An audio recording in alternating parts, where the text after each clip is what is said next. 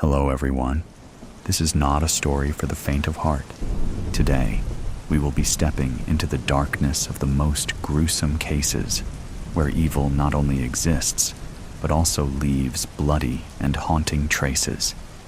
This is Real Gruesome Murder Cases, a series of true stories about murders that made the whole world shudder. If you are ready to face the cold truth and the gruesome corners of humanity, come with me to delve deeper into each case, robbing hookers. When the cab struck us, Mecca ricocheted off 7th Avenue South and died. Mecca was a stupid nickname for a first-generation Chinese guy from Queens. He always said that any woman would make the journey for his love. Even dead, he looked like a heart attack waiting to happen.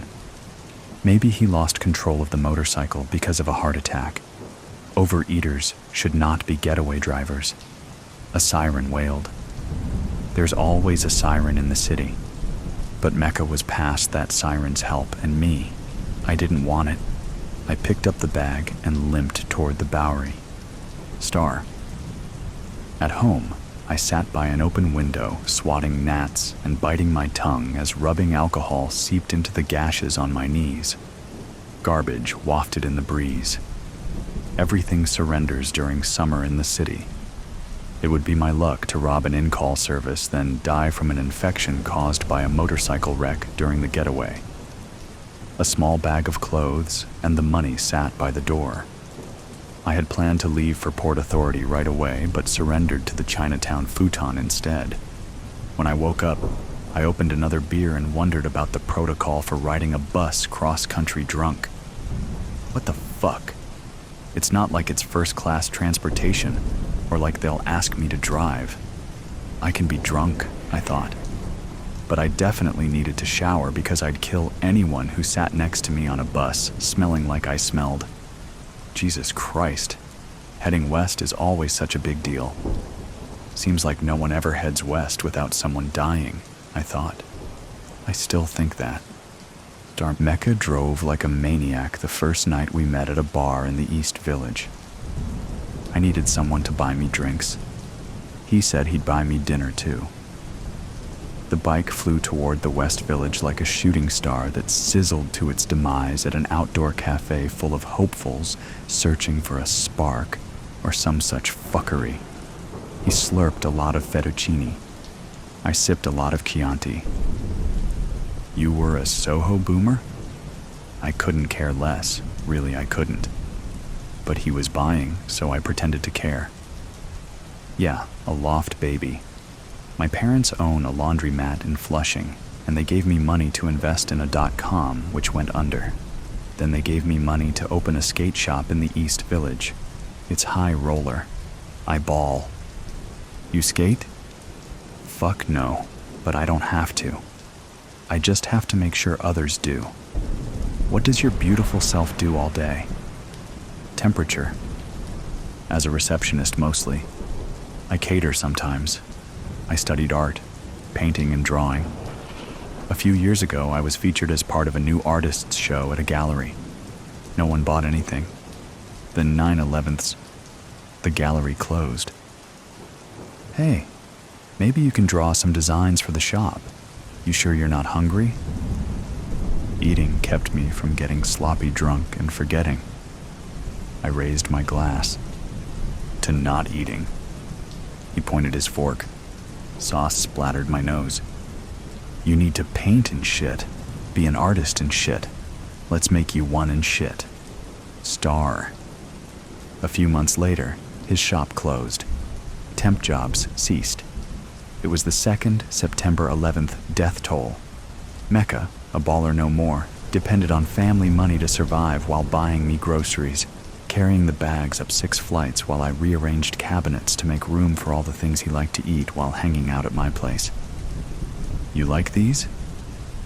God, oh God, I love the creamy center. Have one, he said, ripping open a plastic-wrapped cake with his teeth. I shook my head. Not eating meant not keeping up with time or when I last left the apartment. No work meant no reason to leave. After 97 years in New York City, the insurance office where I temped succumbed to 2 planes that didn't hit it. Catering dried up. I wondered if there was somewhere else and wondered how long until the rest of the country wondered if there was somewhere else. Everyone said it was all Bush's fault, but he didn't have enough sense for it to be all his fault. The world wanted to blow us up. Someone blow me up, I thought. I just wanted to disappear more than anything. I was so far behind on rent, I didn't think winning the lottery could pay it off. Mecca went to the bathroom. I opened the window. Outside, restaurant supply and lighting stores floundered alongside bars in the wild frontier remnants of Bowery bums and SROs. In the 1700s, the Bowery sprawled with green. Giant bugs swam through the marshland. Natives hunted. Europeans came to see what's what. Natives became red. Europeans became white.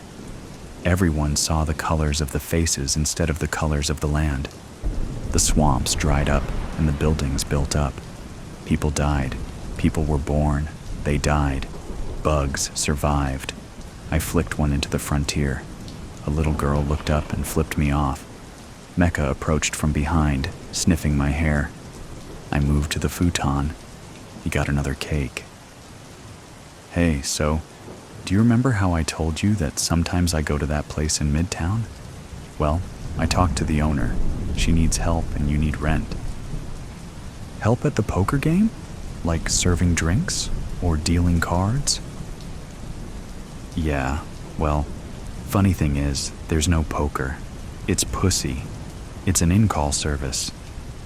My laughter offended Mecca. It's not funny. Sorry. I never realized you were that lonely. He shrugged. It's not loneliness. It's convenience. You keep turning me down and you know a man like me has needs. Don't piss me off. I just bought you groceries and gave you money and didn't even ask you to jerk it or anything. Right. I should be thankful. It's in a big duplex-style apartment on the first floor of a gated brownstone. Very safe. She needs someone to book clients. You're a receptionist, so why not? Oh, yes, well, I moved here to be a receptionist, you know. Everyone knows artists need day jobs before hitting it big, and you'd only work a few shifts a week. The rest of your days are free to paint. The money's great. You can buy art supplies. All the girls tip the bookers. Some of the clients do, too. I do. Just meet the owner. So I did. Star.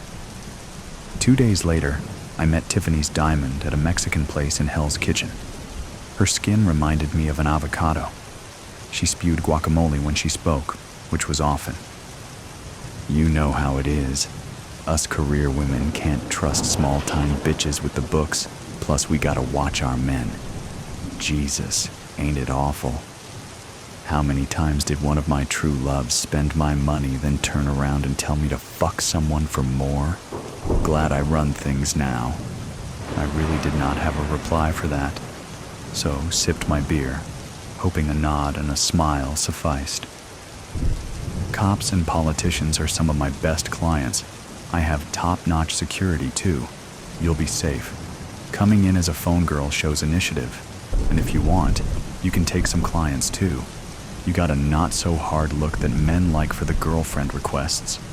All my girls look like whores that have a side job as gladiators, though you and I both know a man will fuck this here burrito if nothing else is around, she said, bean juice dripping down her chin. Just keep it in mind.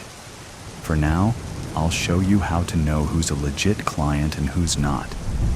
If you keep things classy, you know, keep the towels and soap stocked so the girls can wash their pussies, we'll get along just fine.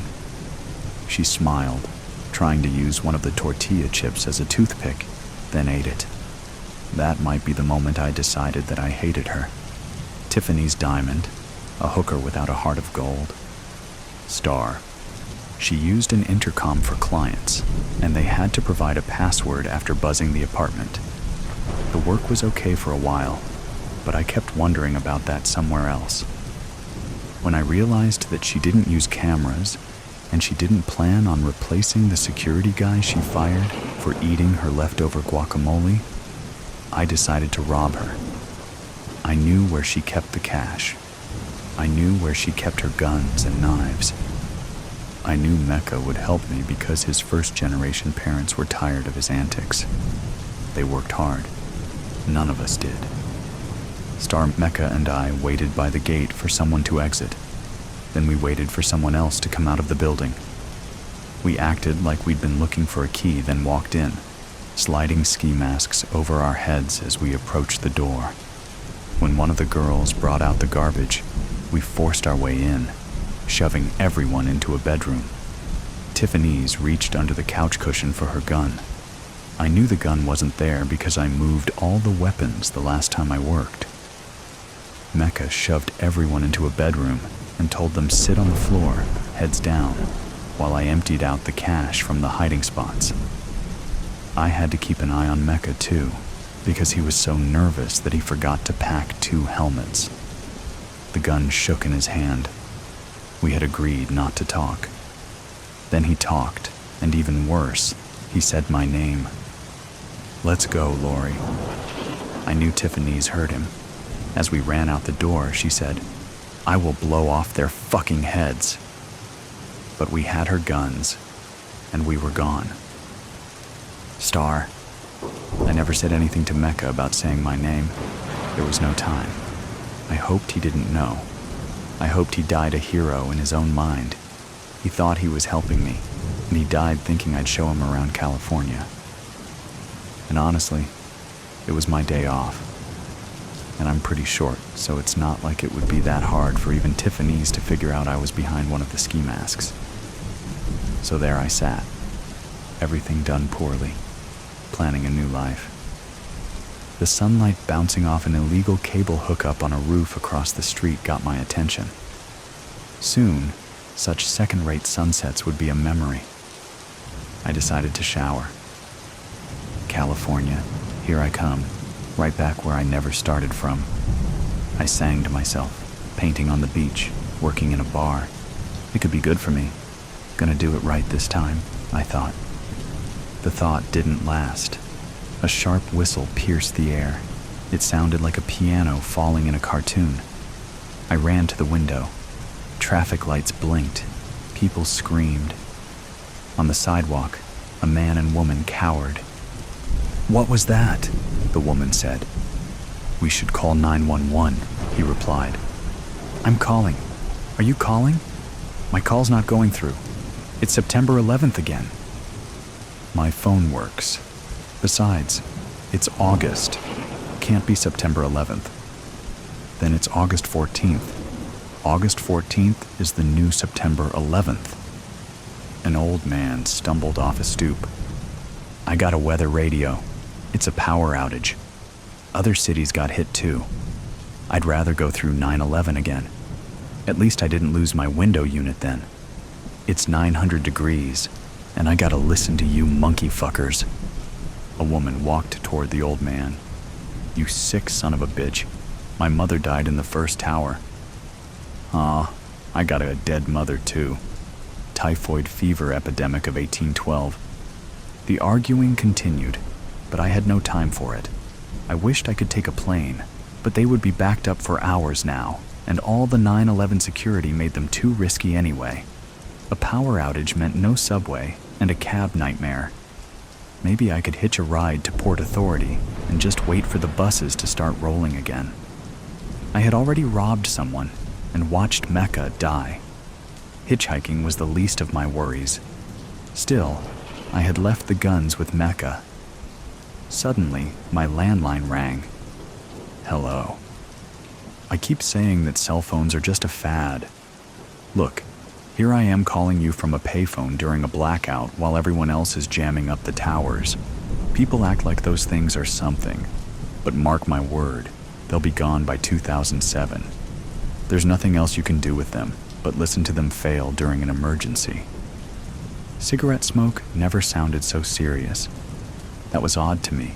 as that serious sound was coming from a woman who reminded me of an avocado. But I knew I was in trouble. Is it in a suitcase? Bus or train? I always wondered why you never got any new clothes with all the money I paid. Now I know it wasn't enough. You got greedy tastes. You're a fine one to talk. All the money you make, you still look like Jersey. Jersey's got rents and restaurants just like the city. Sometimes they're better than what you find here. Matter of fact, I went out there to replace some hardware. The people I know in Jersey got great hardware. And now that my favorite Sopranos extra has driven back to the city with me, a blackout hits. Our hardware works great in a blackout, though. How did you get this number? The question should really be whether or not I shoot that old man who keeps screaming about his air conditioner before or after I shoot you. The phone went dead. Kneeling under the window, I scanned the street and saw Tiffany's standing by the payphone next to the bodega with her hair blowing like straw in the breeze. A guy who actually did look like an extra on The Sopranos got out of a black sedan. Tiffany's had the nerve to put out her cigarette, then chew on an ice cream cone as they crossed the Bowery to kill me. I grabbed a knife and stood to the right of the door, unlocking it slowly. I cracked it just enough to see what was what. For the first time in a long time, I felt hungry. It took a while, but heavy pants finally echoed up the stairs.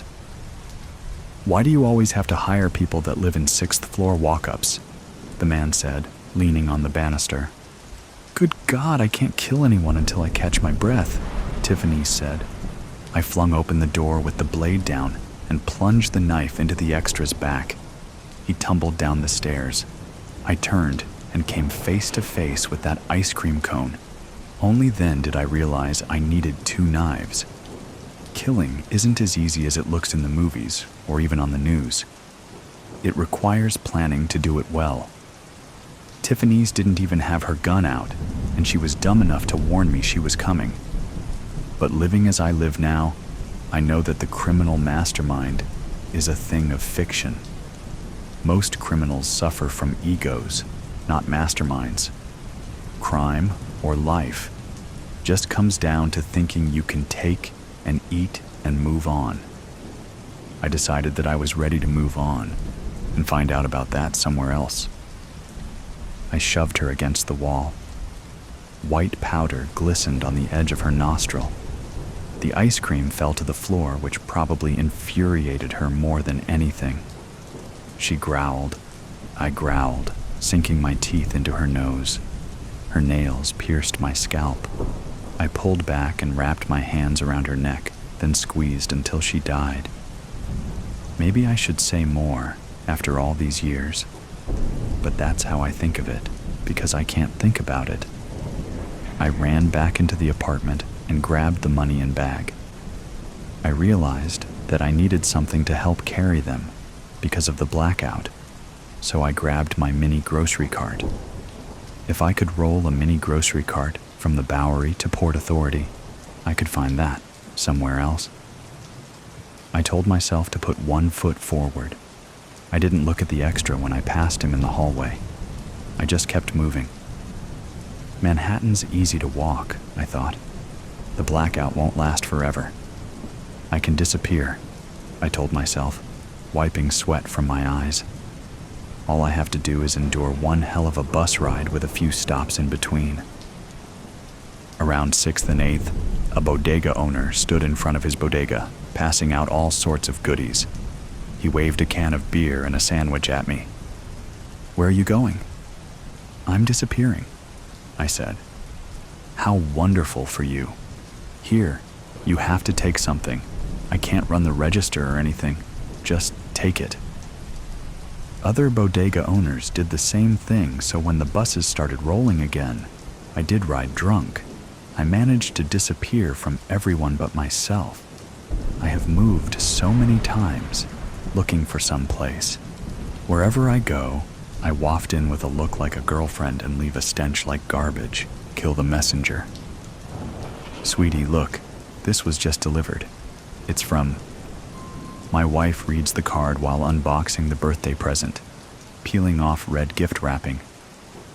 Your Aunt Salome. That's nice. Wait, Aunt Salome? But... dot. The red gift wrapping blooms into an orange fireball. The shockwave pushes me, shoves me, throws me hard into the wall. The screams from my wife's birthday party guests are muffled, as if I'm submerged in water deep below the surface. Aunt Salome. Only I know that she is not real. Aunt Salome is the code name for my dispatcher at Zarathustra. She is my sweet old sickly aunt who lives in a nursing home in rural middle of nowhere on the other side of the country, who sends cards for Christmas and birthdays, who has a Facebook account filled with photographs of her, an actress hired by Zarathustra, with me, her favorite nephew. And where she writes bot-generated old lady posts that periodically include a bat signal code phrase to activate me. Zarathustra thinks my marriage is an elaborate cover. They think I'm an unfeeling psychopath who built a facade of respectability by marrying a wholesome suburban everywoman, siring 2 adorably ordinary children.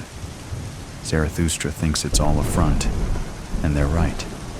I am a psychopath. That's why I'm an effective tool for Zarathustra. I am unfeeling about my assignments. I'm rational, precise, calculating, manipulative, deceptive, effective. I don't make mistakes. I'm a machine. But they're wrong. My marriage is not a facade. It's real. It's the only real thing I have. It's not that I love my wife and my children. Love, like any emotion, is ultimately empty, easy to fake, meaningless. But my family is an extension of me. New limbs I've grown, like a salamander. New heads, like Hydra. If you hurt them, you hurt me. If you hurt me, I will hurt you. He's a slight man, narrow shoulders, thinning blonde hair, almost bald on top, wearing small round glasses with thick lenses. He's half my height, even in the Western boots with 3-inch heels. He walks with a strange gait, as if he is skipping. There's something jaunty about him. I follow him into the office building, staying far behind him since he knows me by sight. When he waves the key card to enter his office, I step up behind him and put the silenced gun barrel into the small of his back. Hello again, I say. You... His eyes go wide behind the small glasses when I dig the barrel in a little harder. How did you... Let's go! Inside, it's a small office, but with a nice view of the skyline, well appointed with a large desk, an oversized leather executive chair, and 2 computer monitors on a credenza facing the windows. There's a fine layer of dust on the seat cushions of the 2 visitor chairs in front of the desk. No one comes to visit. So, I say, we meet again. You asked how I knew. Well, I remembered the photographer hired by Zarathustra who took the pictures of me with the elderly actress playing the part of Aunt Salome. That photographer was you. When I found out that old lady actress died from natural causes, just a week after that photo shoot, but you didn't. 2 and 2 make 4. You're part of Zarathustra. I don't know what you mean.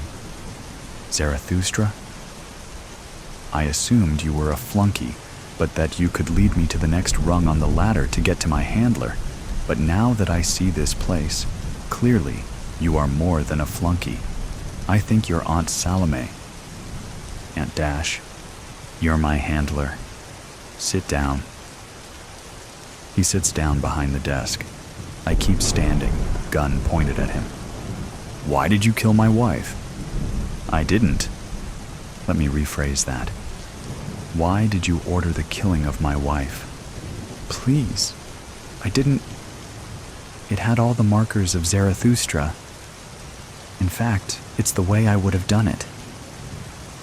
Wait, I can explain. Will you allow me?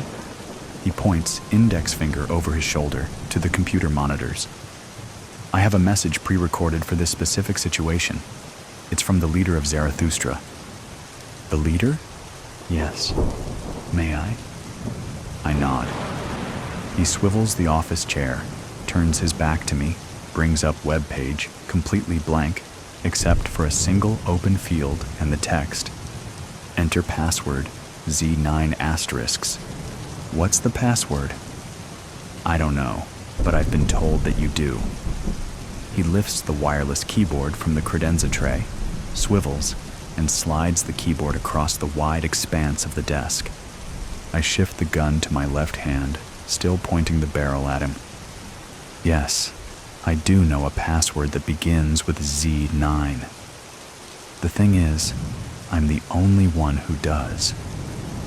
I keep the gun trained on him as I key in the password.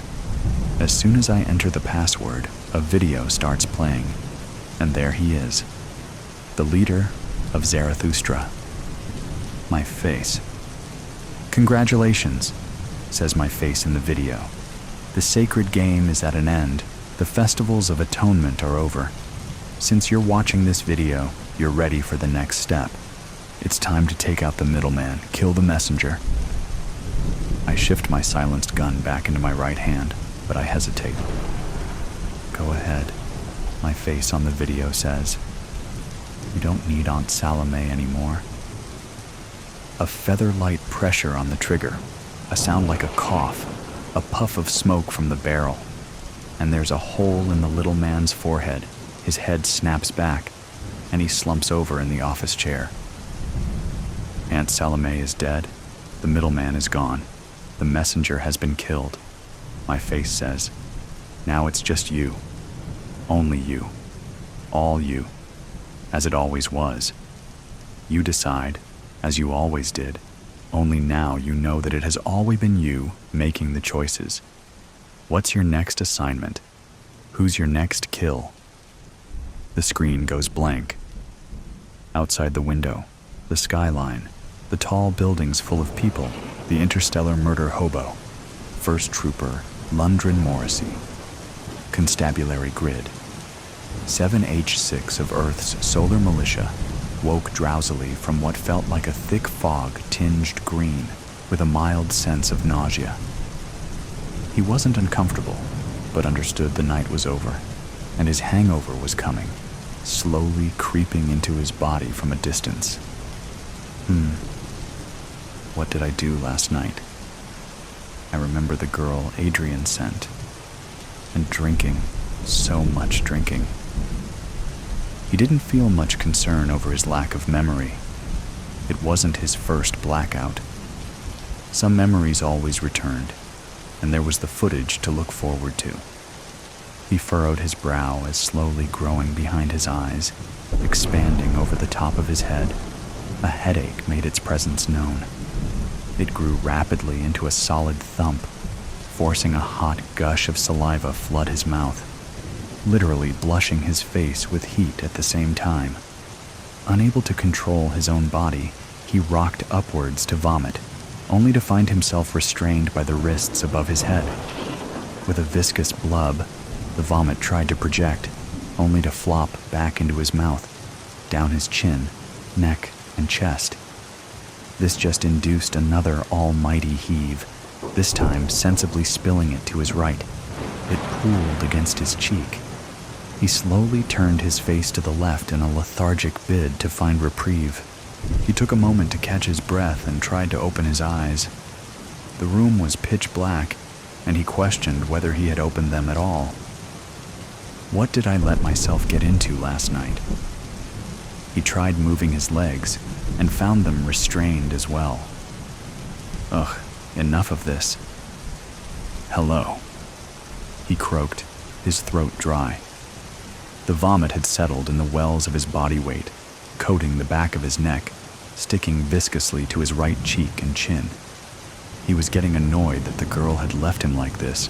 He thrashed his whole body in a vain attempt to break out with brute force, to no avail. He just soiled himself even further. Just as he cleared his throat to shout, a stark light flashed on, and a steady, mature female voice spoke. "Oh, for fuck's sake." It held no emotion.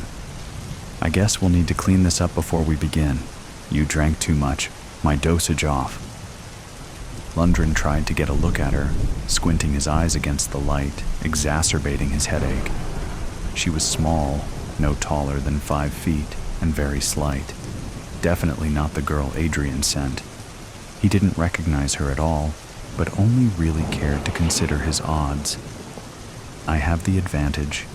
I just need to wait. I am going to give you a paralytic I designed whilst doing a job on Io's Gravitech station. It works almost instantly, clears you up, suppresses your emotions, and has no nasty side effects. It requires a continuous dose, though, so I'll add it to an IV. I'll restore some electrolytes while we're at it." He tried in vain to discern a tone in her voice. "What do you mean by paralytic?" His senses were returning to him, but only just. "Did we, fuck or something? I am digging the bondage vibe and the aftercare, but I would like to be untied now." "Oh, that's not a very good idea. At least not till you're fully paralyzed."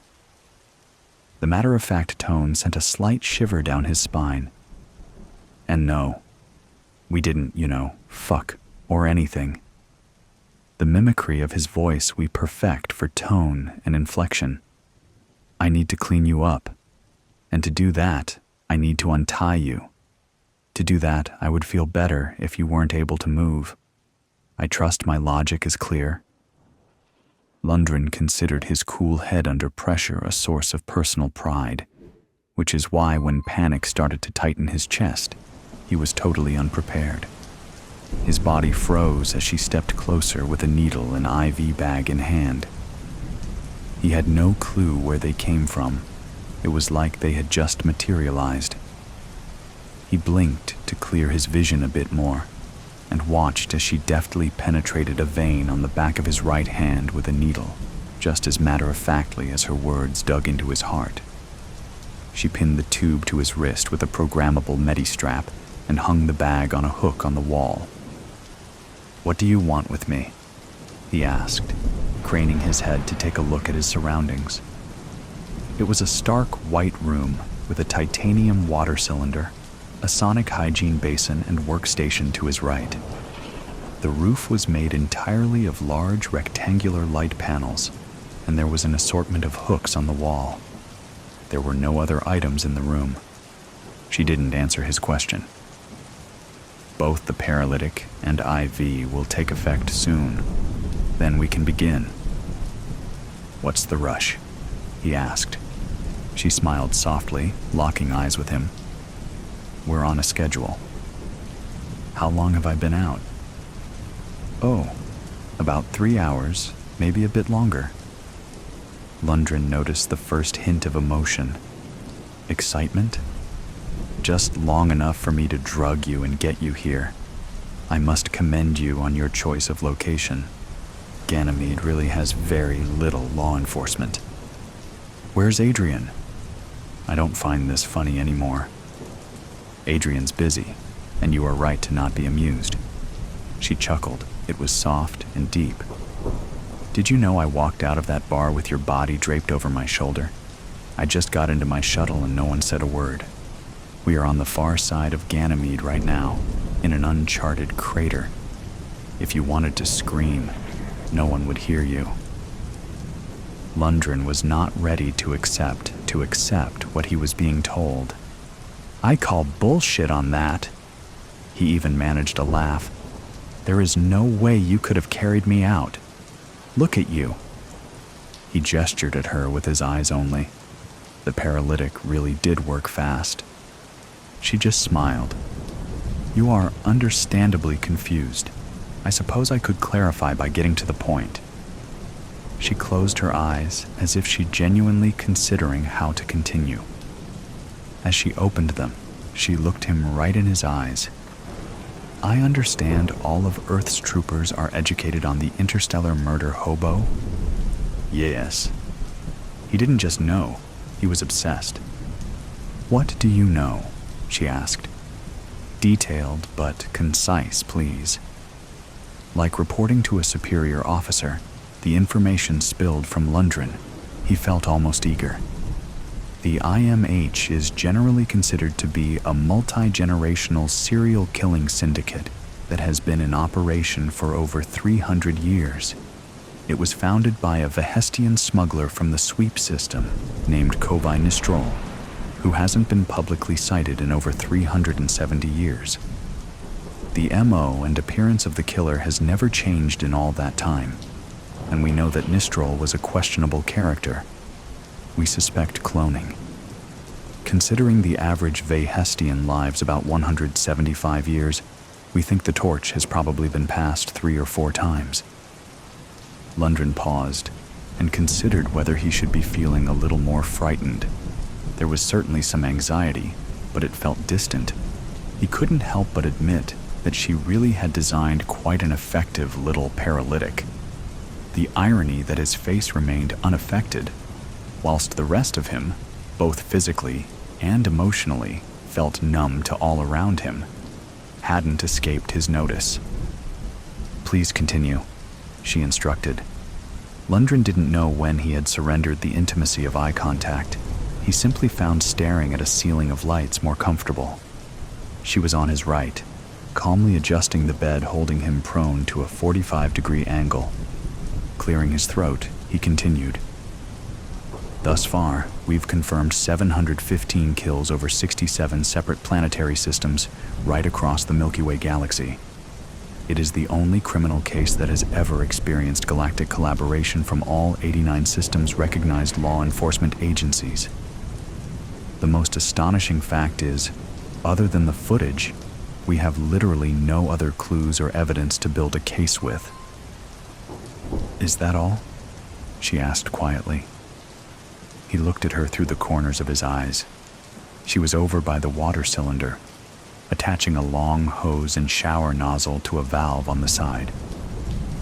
Well, there's a theory that all serial killers want to be caught, but the IMH has proven to be the exception. As I said, 0 sightings. There's never been a more successful criminal syndicate. And their motive? Vengeance. Is there anything pettier? There are several things actually, but continue. He chanced another look. She was adjusting something out of sight on top of the cylinder. The hose hung down the back of her left shoulder. They find people they consider victims whom have been denied justice via official means, and take revenge on their behalf, completely. No one is left to continue the cycle of vengeance. He expelled a sigh that sounded almost like a sob. This will be cold, she said, and turned on the hose without giving him a moment to protest. The water was indeed cold, and he gasped audibly. The pressure was decent for a cylinder setup. Of course, he could only feel that as she blasted him right in the face. Looking down, he could see a clotted, foamy spiral at the bottom as water and vomit drained away to who knows where. She made sure to get as much off of him as possible, even scrubbing his face with a rough cloth. The cold shock was the final catalyst in restoring his clarity. As she shut the valve on the cylinder, the room suddenly became very familiar. He'd just never imagined it from a victim's point of view before.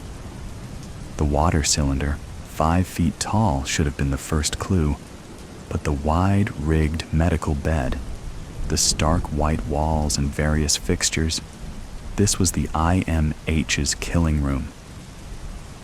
Fuck. He said it with soft resignation, closing his eyes. Alexei? He asked, forcing himself to look at her. She simply smiled. I suppose it's time things got interesting. She tilted her head, not breaking eye contact, and changed into a 9-foot artisan right in front of his eyes. Sporting a full complement of tusks, 4 arms, and thick, motley brown, leathery skin.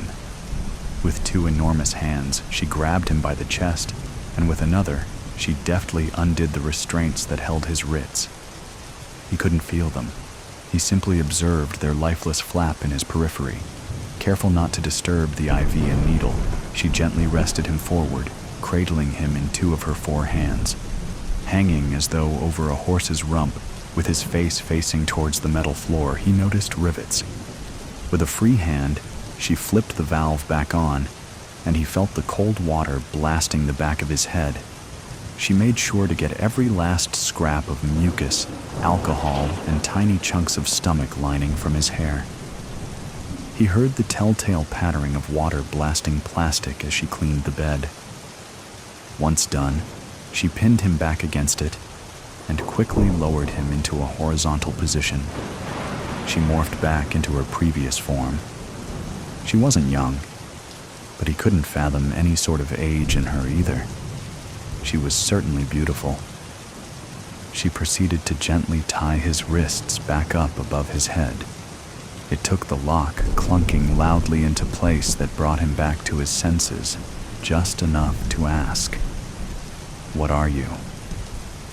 "I am glad you asked." She wasn't looking at him, preoccupied with returning the cylinder and hose to their original places. "I am a changeling." "Impossible," he scoffed. "Possible," she challenged. "What did you just see?" As she spoke, she had moved over to the sonic hygiene basin and was fervently cleaning her arms and hands. The changelings from the Alpha Centauri system were all exterminated nearly 400 years ago. It was the only mass-sanctioned genocide, with a full vote from 89 out of 90 planetary systems. A vote held without our system, within which we lived peacefully among 3 other sentient spacefaring species. Most of them died with us, did you know? Only the fractions off-planet were spared. They are still trying to rebuild. Except for the changelings, who were all confirmed as being on-planet within the Alpha Centauri system at the time. How did you survive? I had been abducted by Vehestian smuggler from the sweep system prior to your destruction of our system. I must have been given up for dead when I didn't return during the summons. She closed her eyes briefly with a pause, then continued.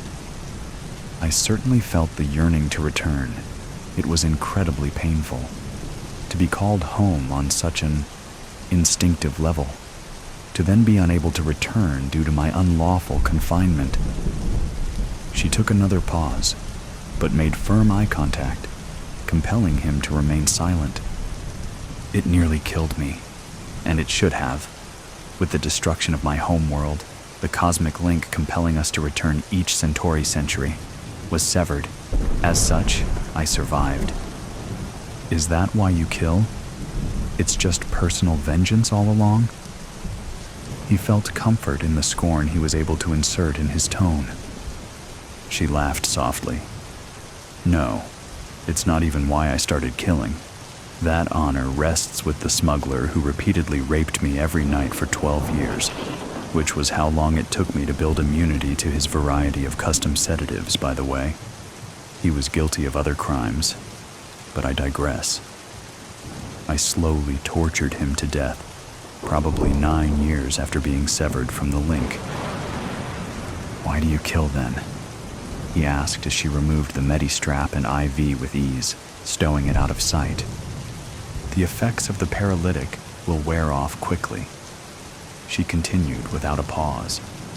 I kill because 5 years after I escaped my confinement, I found someone else denied justice, someone too pure and injured to take vengeance for themselves. I cared for him very much. That was over 367 years ago. The Vehestian smuggler, you use his face for all your killings, don't you? The fear welling in his chest felt like an ocean tide. There's no syndicate either. It's just been you all along? I do, and yes. She permitted a small pause to let that sink in then. I think it's time we got on with it. She walked over to the back wall and pressed gently against it. A small, previously imperceptible cabinet opened up. Inside was a camera link-up, a large red sledgehammer, and an assortment of torturing tools. She morphed into the V. Hestian smuggler, now standing 6 feet tall. She pressed a small button on the side of the camera to start recording, sending the footage out to the whole system. Live. Do you understand why you are here? The smuggler's voice was deep, smooth, and seductive. He knew, and he saw now further point in wasting time. He was resigning himself to his fate. He knew his options, and opted for complete honesty. I shouldn't have won my case today. Correct, she affirmed.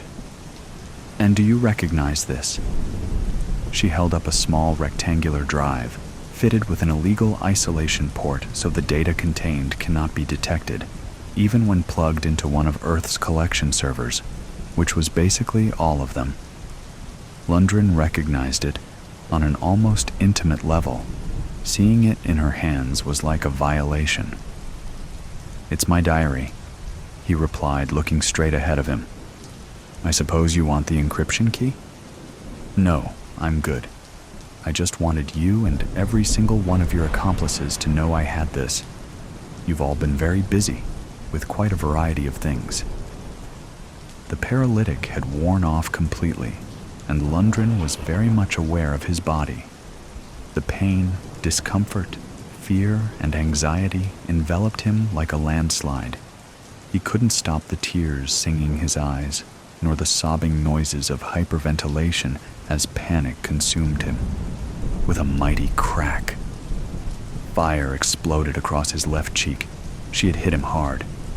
First Trooper Lundgren Morrissey, Constabulary Grid 7H6 of Earth's Solar Militia. You have 2 choices. She never once looked at the camera. Her focus was on him and the task ahead. She continued, You can confess, and I'll make it quick, or you can deny your crimes and face torture. First Trooper Morrissey, what do you choose? My case, he stuttered. Rutger V. Morrissey. I am guilty of the crime he accused me of.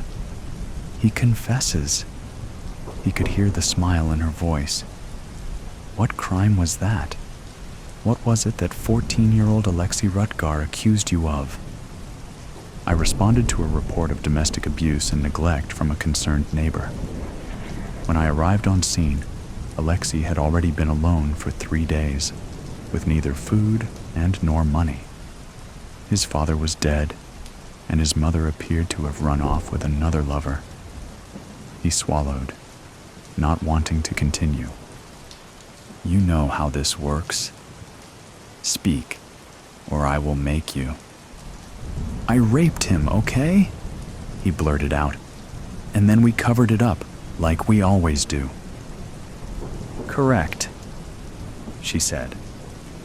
Lundgren knew what was coming and started hyperventilating again. He didn't have to look. Lundgren Morrissey, by your own account, she said, holding the drive aloft. You have raped or somehow sexually assaulted over 37 people, 28 of them minors, the youngest of which was only 6. You will be the first of many, and you will watch it coming. Lundgren knew not to close his eyes for fear of having his eyelids torn off. The very last thing he saw before it all went dark was the rapidly descending head of an enormous red sledgehammer as it slammed into his face, a ghost's testimony. After the living and the dead decided to merge worlds, the Supreme Court was flooded with appeals. With coexist being a hot topic in the first half of the 21st century, most people thought it would be a great idea to create a union between the 2 worlds. They thought they'd get their loved ones back. They thought they'd get access to generational wisdom from their deceased elders back, and perhaps some old family recipes could finally resurface. People could only think of the missing pieces in their lives that they wanted to finally have sewn up with the help of a familiar, ghostly face around. It was an oversight, to say the least, that with ghosts being, almost, As accessible as the living, there would now be witnesses for crimes where before there had been none. It actually caused a lot of chaos across the criminal justice system, especially for police officers who had tampered with evidence to shut a case quickly, for gang members who'd offed witnesses to shut their mouths. And it was a goddamn headache for judges who had to reopen every murder case from the last several decades that now suddenly had a victim who could tell their side of the story. But for Jeremy Strout, it was a lifeline. He'd been sitting on death row for 15 years after being convicted of 4 heinous murders, his wife, and 3 children. At the time of his conviction, there'd been no one there to defend him, just whispers from neighbors who'd said they'd heard him yelling in his house hours before the bodies were discovered. It didn't help that he was the one who'd called 911 and then was found at the scene of the crime covered in their blood. It didn't help that he'd sought out anger management before in his past. Rumors swam through town like a broken dam, neighbors speculating that he hadn't wanted their 3rd child. That little Harley Sue was a mistake Mrs. Strout made Jeremy keep, and that he'd finally snapped under the pressure of 3 small children and a wife whose fertility had betrayed him.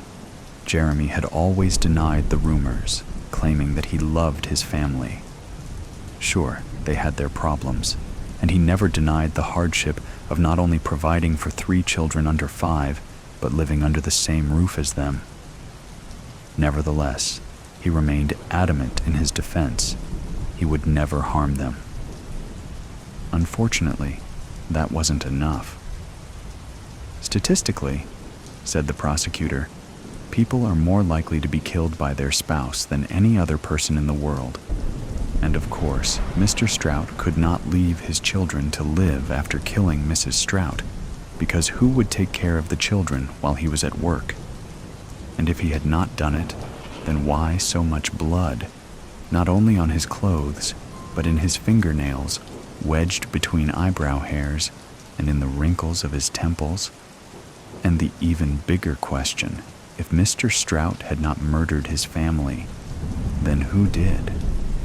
There had never been another suspect. The police never really took the time to consider one, their minds made up before they could produce an alternative. It really was easier just to blame the husband. What jury wouldn't go for that? Today, our jury gets to hear a new side to the story. Jeremy's defense attorney told the courtroom at his appeal hearing, nearly 2 decades after his family's murders.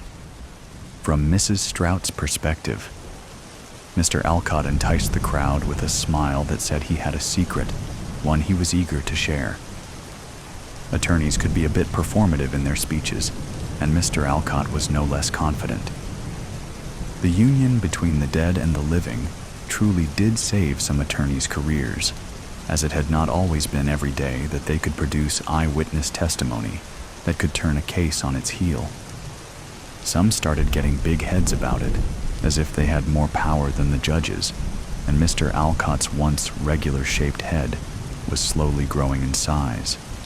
Jeremy, who'd known him since his family's gruesome deaths, knew that Mr. Alcott came from a humble and passionate place. He just wanted to help people. And more than anything on this day, he wanted to help Jeremy. The only problem with ghosts as witnesses was time. The worlds were combined, yes, ghosts were all around. But time for the living and time for the dead, they existed on 2 separate lines, intersecting at points that were not always convenient. Ghosts floated from here to there to here, teleporting across space and time. And their biggest adjustment to being reunited with the living was adhering to the old 3rd-dimensional clock. You could not simply tell a ghost to show up in court at 9 a.m. and expect them to find where that time existed for them. The closest thing living humans had to relate this ghostly state of nonlinear existence was to elderly people with dementia.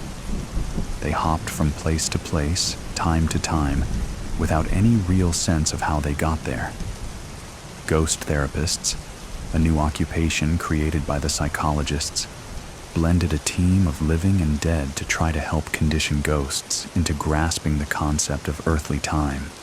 But like any therapy, it was not an immediate remedy. Realistically, Mr. Alcott could only hope that Mrs. Strout would appear in court, but there was no way to be certain she would find her way there at the right time and place of the court hearing.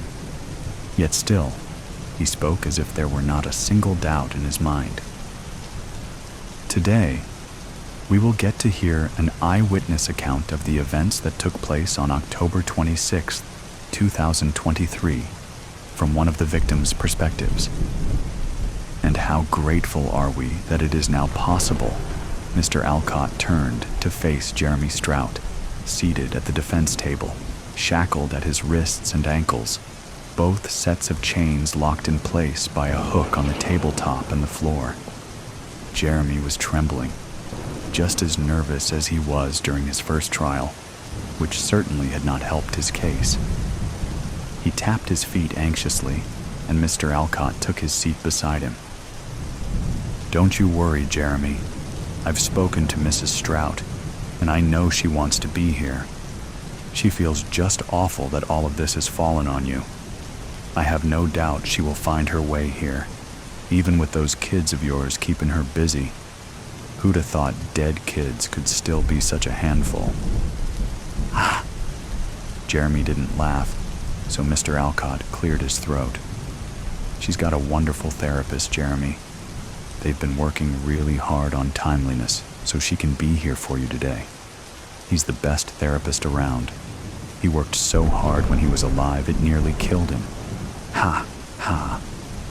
But really, it was the alcohol that did it." Despite Mr. Alcott's poor humor, his assurances did give Jeremy hope. After all, that was all he had left. The courtroom remained mostly silent as the hours carried on, everyone waiting, now accustomed to the concept of ghostly testimonies, and also of their inability to make prompt appearances. If people had thought court cases dragged on before, waiting on a dead person to show up had made the old ways seem swift. Every so often, as the clock ticked, a ghost would find themselves in the pews alongside the other patient attendees, causing a stir in the crowd. An elderly man piped up around the second long hour, reminiscing. "I remember when they built this courthouse in 1949. Apparently, he had been a little boy with a dream of becoming the president one day, at the time fascinated by the building's exterior columns and interior mahogany. On the third hour, a child ghostling chased a ball around the courtroom, giggling about how his dad used to work upstairs. On the fourth hour, a former janitor peeked his head in to see if the garbage needed to be changed. It was the fifth hour when the judge, who had spent nearly all of the hours engrossed in a book, announced that if Mrs. Strout did not find her way here in 10 minutes, her testimony would have to be rescheduled and the court would be adjourned. Jeremy's foot resumed its tapping. Mr. Alcott nudged him, winking. "She'll be here." Jeremy's hope was nearly run dry when the clock struck 5 hours and 11 minutes since the court hearing was set to start. The banging from the judge's gavel was still resounding, while a symphony of people gathering their things and sighing at the wasted day trickled across the room. All of it was at just the perfect volume for Mrs. Strout's meager voice to almost be missed. Almost. "Hello?" she said. "Hello? Did I make it on time?" The noise in the room was like a faucet sputtering out until it finally stilled.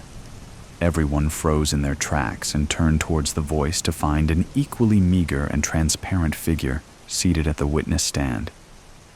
When Jeremy laid eyes on her, she looked as beautiful as the day he married her.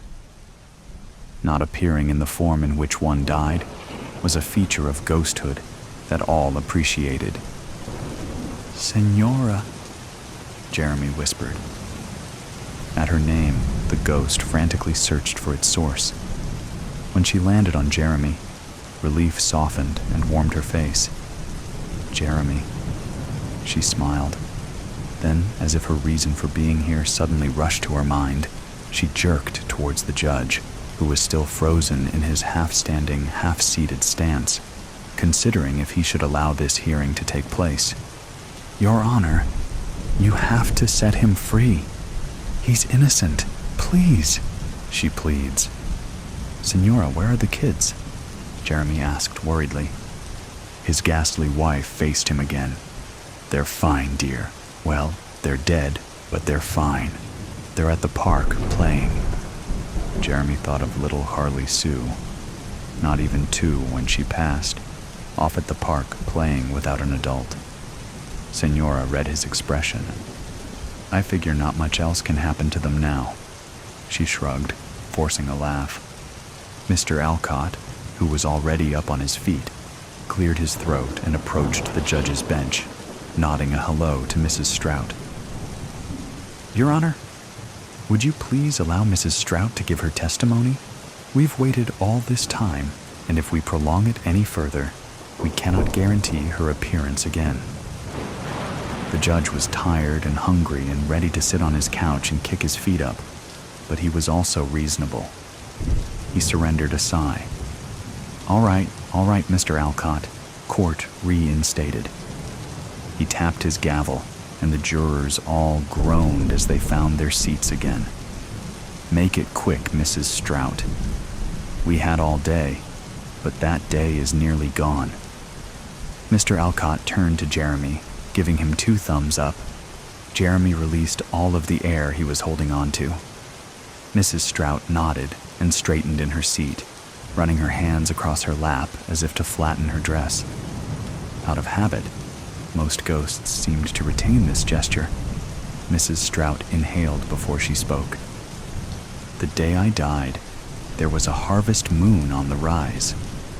The children were loud, and the house was a mess, and the fridge was nearly empty. I hadn't gotten to laundry in over a week. It was a pretty typical day in our house, actually," Mrs. Strout joked. Only a few in the room offered an empathetic laugh. The judge was less patient. "Mrs. Strout, while I have sympathy for your tragic death and the death of your 3 children, you are here to tell us if it was that man, Mr. Jeremy Strout, who did it. We do not need a bedtime story." Jeremy flinched at another man telling his wife what to do. "Let her speak." The judge shot him a daring gaze. Mr. Alcott squeezed his shoulder. Senora thanked him with her eyes, but behind them was a painful secret rising to the surface. "Of course, Your Honor. I know I've already taken up a lot of your time," she said, addressing the whole courtroom full of people. Then she looked down at her lap, twiddling her fingers. "The truth is, my children and I were killed by one of their parents." A gasp echoed across the walls of the room, and an uproar of whispers scattered like static. Mr. Alcott and Jeremy shared a confused stare. The judge banged his gavel. "Order! Order!" Everyone started to hush, but it wasn't until Senora shouted that silence fully resumed. "But it wasn't Jeremy!" Senora was crying now, looking directly at her husband. "I'm so sorry," she sobbed. Jeremy's foot stopped bouncing. His mind was trying to solve an impossible puzzle. All these years, people had assumed he had murdered his entire family. But the truth was, he honestly didn't know what had happened to them. Just like he'd told the police, he'd come home from a long day at work and walked into the most horrific and life-shattering scene he'd ever witnessed. No one believed him. Senora's sobs were the only sound in the courtroom as everyone patiently waited for her to collect herself. Thankfully, Kleenex had developed a ghost-friendly facial tissue, and one of the guards brought it over to her. She wiped her eyes and spoke sternly, as if she had not just been wailing with abandon. "Your Honor, you need to release my husband from prison right now." "What are you saying, Signora?" Jeremy whispered. The next words that Jeremy's wife spoke were undeniably the most important of his entire life. More life-altering than the ones spoken by the police who arrested him and the judge who convicted him. Signora's words freed Jeremy Strout from a prison death sentence and cleared his name of all criminal charges. But in the same instance, her words shackled him all over again, leaving him forever haunted by the truth: justice will be served. Sunrise painted the rain-swept rocks of the castle gold as she poured poison into her husband's morning whiskey. The fire of the spirit would mask the ice of the paralytic which had been crippling Lord Blackstone for months. Lady Gemma Blackstone had everything arranged for the death of her husband would be slow, deservedly so. Revenge was a dish best served cold, and Algernon Blackstone liked ice in his whiskey. Gemma watched the chest of her hated husband rise and fall. His crackling breaths came in stutters. The poison had started work on his lungs. She has lessened the dose to ensure he didn't die suddenly. Everyone needed to know was that Lord Blackstone was a sick man. His twisted mind would meet its match in the gnarled agony of his flesh. She smiled sweetly. Best to always smile in case he was looking. Gemma played the part of a doting wife. She fluffed his pillows. She changed the bedpan. She stoked the fire in the night when the servants were gone. "Gemma, is that you?" he rasped, coughing. "It's Algie. What can I get you?" she asked him in the simpering voice he knew her by. "How is it? Do you feel better?" "Maybe," he wheezed. "A solid breakfast will do me the word of good." Gemma nodded and called the butler. "Reginald, Lord Blackstone is awake. Bring the wheelchair." "My whiskey?" Lord Blackstone wheezed. "Can't start the day without it." He took the ready crystal tumbler in stiff hands. She had to help him sip it down. "You know you shouldn't, my love. It's your worst vice." "All old men need vices." Lord Blackstone flashed his gold teeth, then closed his eyes in pain as his lungs shot through with agonizing needles of fire. Whiskey burnt away sleep. "Good morning, my lord," said Reginald. The wrinkled butler, older than the stones of the castle, wheeled in a chair that creaked with every turn of the oak wheels. "Good morning, Lady Blackstone." "Good morning, Reginald," she said. Together they helped the gnarled old man into his chair. The butler insisted on pushing him to the dining room. Above the table hung a painting of a hanging family entitled "Justice Will Be Served." Gemma had commissioned the painting to remind her of her mission. Algernon Blackstone had her entire family executed for theft when she was just a girl. Gemma had escaped only because she'd been out on an errand when her mother, father, brother, and sister were sent to the gallows. Only her father had stolen, and only enough food to feed the children. The standard punishment had been the loss of a hand, an acceptable risk for a man who wanted to feed his loved ones. Instead, the Lord of Blackstone Castle had chosen to make an example of the whole Fisher family. High on her stool on the gallows, Gemma's mother had caught her eye. Before her footing was kicked away from her, Angela Fisher mouthed the words, "Live, live for us." Tears in Angela's eyes were the last things Gemma saw before the rope snapped, taut, and the quartet of condemned began kicking, faces twisted in horror. The painted faces looked little like her family, but the painter had captured the terror of the doomed. Gemma was grateful that the likeness of the painting was off. There was no chance anyone would connect her and her blue eyes to the brown-eyed quartet kicking above the banquet table. Justice will be served, Gemma promised herself as she did whenever she ate. Revenge had hardened her, but it was slow. Years of practicing her accent, her manners, which utensils to use, had honed her for the mission. A lord with a grudge against Algernon Blackstone had presented her to the widower as a cousin. Lecherous Lord Blackstone hadn't wasted a week before wedding himself to the teenaged Gemma. "The cook will be finished with breakfast shortly. Can I cut you some bread and spread it for you?" Reginald asked. The 80-year-old butler's perfect posture contrasted the bent back of Lord Blackstone. "Yes, please," Gemma nodded. Fresh bread, hot from the oven, steamed as the bread knife sawed through it. The wedge-shaped slice belied distraction as the butler watched the dining room door expectantly. Normally, his every cut was perfect. "Something on your mind, Reginald?" Algernon Blackstone asked, raising a graying eyebrow. "Just an anniversary of sorts, Lord Blackstone." Glowing life Gemma had never seen sparkled in Reginald's red-veined eyes. His smile unnerved her. Watching the door, she gripped a butter knife with white knuckles. "What are you up to?" The ancient doors whined on hinges that needed to be oiled as the cook entered with a covered tray. Walking down the table, Camilla set the tray down at the end. The silver dome revealed 2 matchlock pistols. Both were loaded and ready to fire. "Reginald?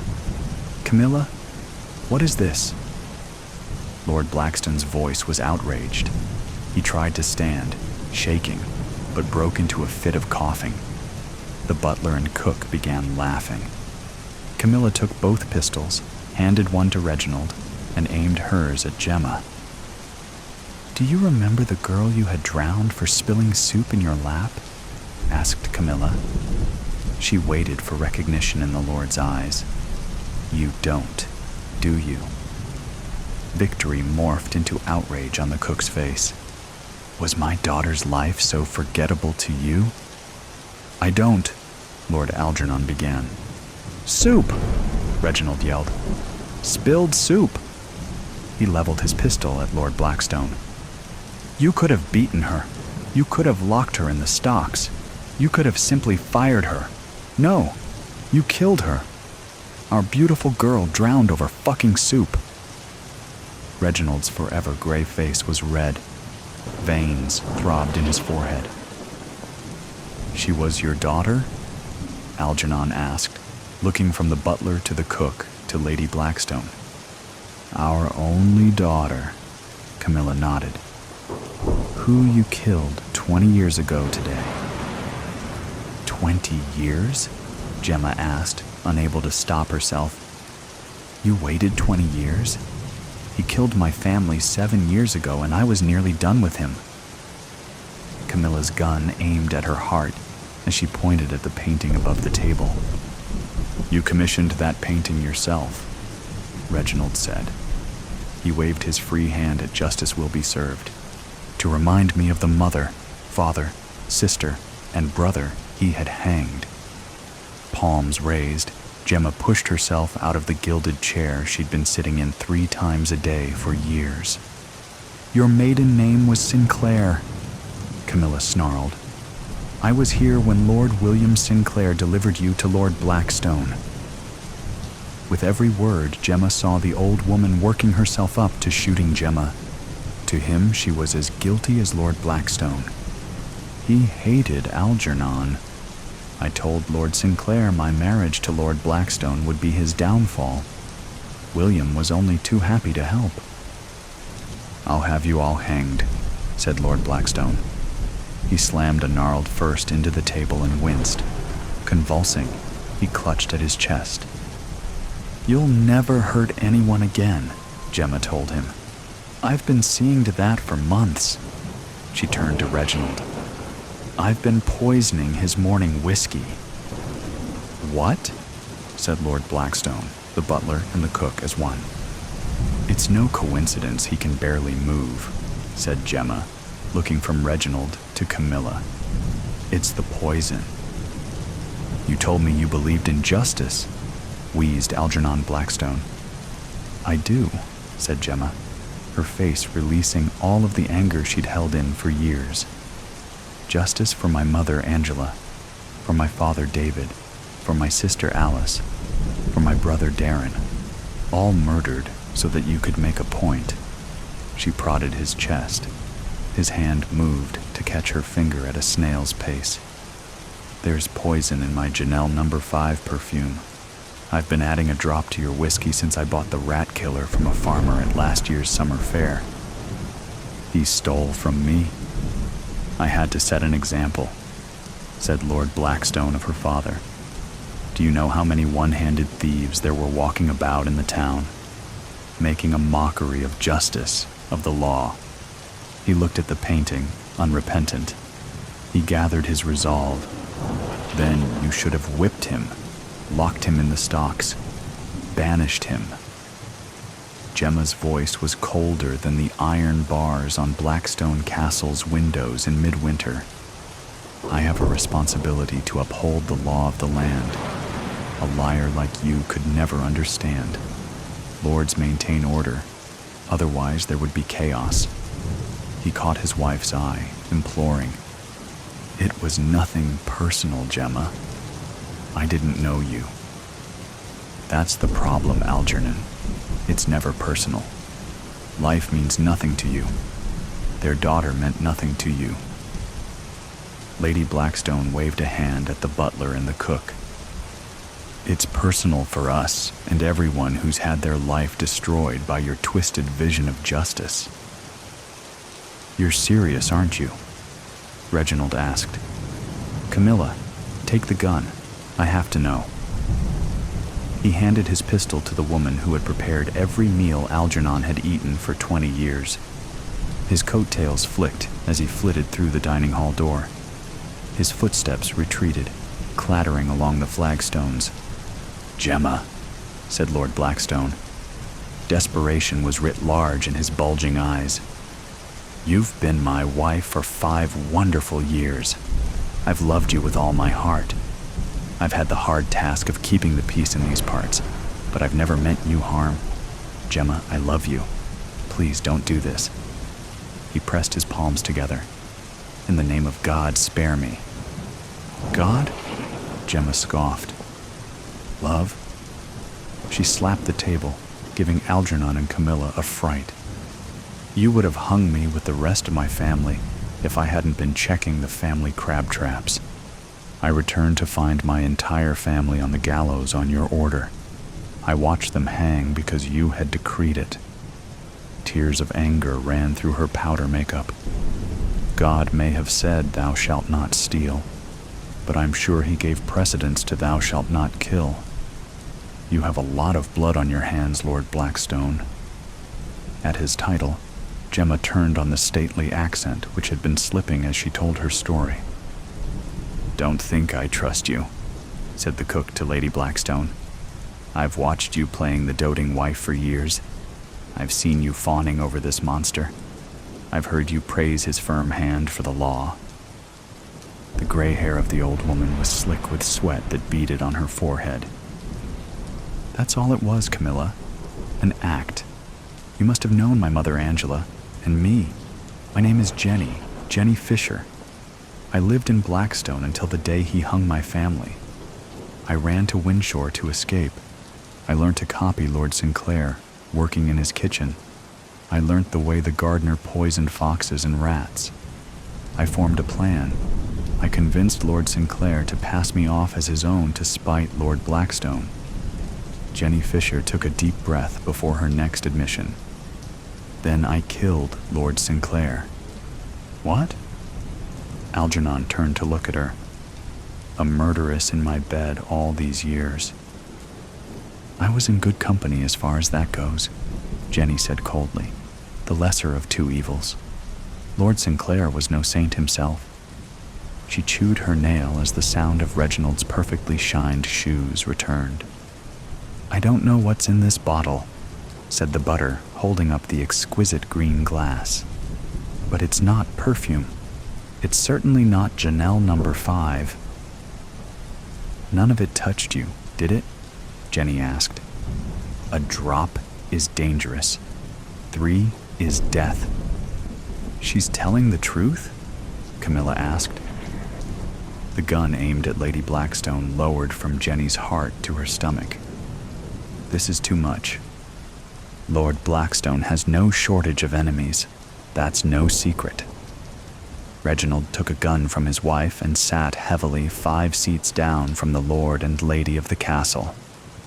How can we know for sure she's telling the truth? Camilla asked. We've waited all these years. I'm not letting revenge slip away after all that time. I want to see the light leave his eyes. I want to watch his soul leave this husk on the way to hell. Camilla, please. Algernon's lip quivered. You shut your murderous mouth, Lord Blackstone. I want nothing but death from you. Camilla stretched her arm from point blank until the barrel was 1 chair from the wretch who'd brought them all together. Let me do what I was planning to do. Jenny tilted her head as her mother had when she'd haggled with Sellers. He drinks from that bottle, as much as he likes. We can all watch justice be done. That way you'll know. Gemma! Algernon Blackstone tried to stand and coughed up mucus and blood for his futile efforts. My name is Jenny. Jenny Fisher. Always was. Always will be. Daughter of Angela and David. Sister to Alice and Darren. I want you to know that as you die. Her dress, green silk and cotton, fluffed her out to twice the size as she stood by his side. We have glasses. Let me serve him. Number. I'm not drinking anything you give me, Lord Blackstone said with steel in his voice. Then let them shoot you. I'm sure that hurts more, said Jenny with a cruel smile. Whether you die isn't up for debate, husband. Your choice now is how you want to go. Reaching across the long table, she took an empty glass and opened her hand, waiting for the green bottle in Reginald's grip. When he handed her the former perfume container, she poured a shot of it into the waiting glass and handed it to Lord Blackstone. Silence took a seat beside them at the table and waited patiently. Harsh winds from across the sea could scarcely be heard over the sound of the host's labored breathing. Algernon Blackstone stared at the clear liquid in the glass, pure as water. His hand trembled. I can't smell it, said the Lord of Blackstone Castle. That was the point, husband. The woman he'd known as Gemma for years watched him expectantly. This or a gun wound? He asked, raising the glass of death. You could jump from the battlements onto the rocks if you like, said Camilla. I've dreamed of pushing you off them for years. Justice will be served, said Lord Algernon. His shoulders sank. Is it too late to say that I'm sorry? He looked from one executioner to another. No, said Reginald. But it's far too late for an apology to get you out of this. Algernon coughed. Closing his eyes, he nodded. Well, I'm sorry anyway. I tried to see the world in black and white. It was easier that way. He swirled his doom in the glass. It tasted fine in whiskey. If I'm to go, can it be in bed? One last sleep? What do you think? Reginald asked Camilla. As long as it's done. The cook nodded. Back to bed then, Lord Blackstone. The butler took the glass from Algernon's shaking hands, gave it to his wife, then wheeled his master away. Jenny walked behind Reginald with Camilla's gun aimed at her back. The butler helped the lord into his 4-poster bed. Jenny filled the rest of the glass with amber alcohol and handed it to her husband. Looks delicious, said Lord Blackstone. He gave them all a vicious smile. I forgive you for murdering me. Hopefully you can all find peace together, knowing what you did, what you are. Laughing through a cough, he drank down his whiskey. Trying to divide us with your last words? Jenny sat by Lord Algernon's side. How you? Just remember my family as you die. She took his hand, already immobile. "And our daughter," said Camilla. "He can't talk," said Jenny. "He's not breathing. This is the end." She looked into Algernon's bulging eyes. "Justice is served." Lord Blackstone's chest stopped moving. He twitched weakly, then ceased. "Is he dead?" Reginald asked. "Number not yet, but it is inevitable now." Jenny closed the liver-spotted eyelids of her husband. His skin was cold. Her fingers on his neck felt the beat of his heart slowing to a stop. "It's done. I thought I would feel something." Camilla looked at Reginald. "I thought I would feel some peace at last." "What now?" Reginald asked. "Breakfast?" Lady Blackstone suggested. The day had not gone as planned. She had 2 loose ends to tie off and always planned better on a full stomach. Diary of a serial killer. How might one endure the silent and secluded nature of winter?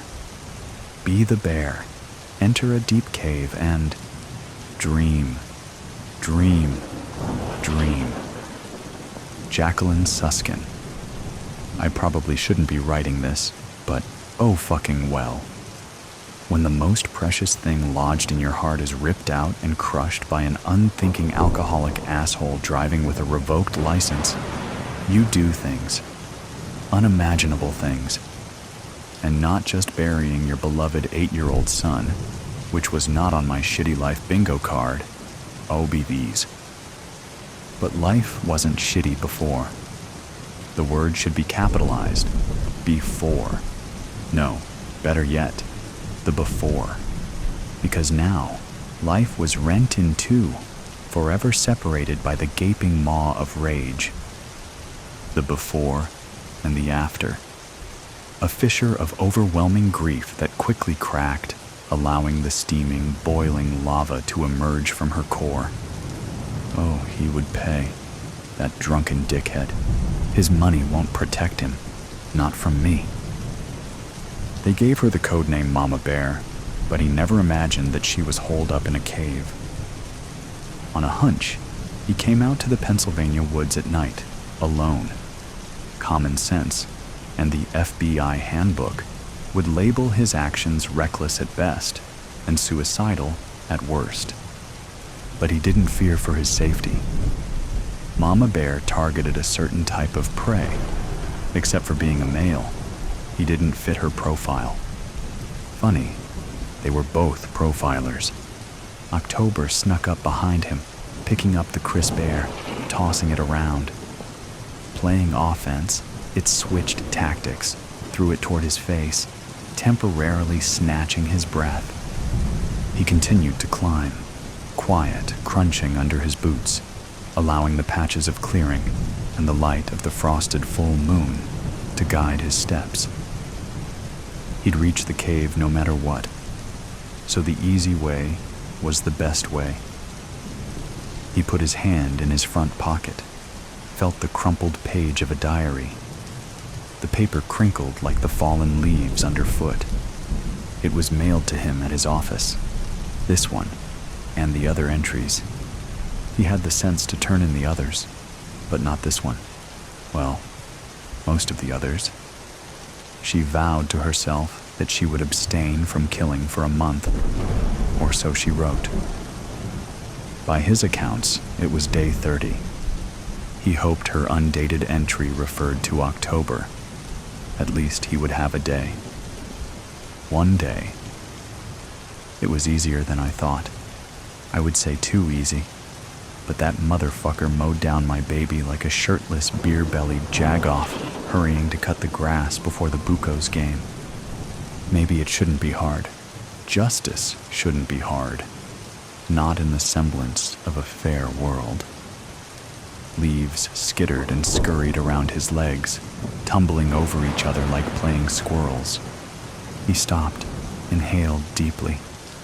He loved the smell of fall, that last exhale of trees mixing with ripe decomposition. I'm so glad I live in a world of Octobers. He smiled at the memory of his sister quoting Anne Shirley, "Not so long ago." His smile fell. Not so long ago, yet forever ago. Tragedy has a way of altering time, elongating some parts and compressing others. He looked up through the lattice of bare limbs, a web of gnarled fingers, the indigo sky stitched with rhinestones. Did the stars foretell it? It was the mutable signs of the zodiac: Gemini, Virgo, Sagittarius, Pisces, BTK, Dahmer, Bundy, the ones born at the end of a season, not in the middle, like the fixed signs, like Scorpio, like her. You'd think one was enough, but it wasn't. I realized AA was just one of many. Sure, I settled my score, but what of the other moms? Southmany, blights, diseases walking the earth, infecting others with their cruelty, their carelessness, their capriciousness. Someone had to bring order, just like Melville Dewey did to book classification. 000 to 999. He considered turning around to walk back down the hill. He turned, but didn't move. In the distance, the twinkling lights of downtown Pittsburgh weaved a terrestrial constellation of bridges, one-way traffic, and sundry skyscrapers. The Steel City, just like its people, metal backbones, gritty guts, and honest hearts.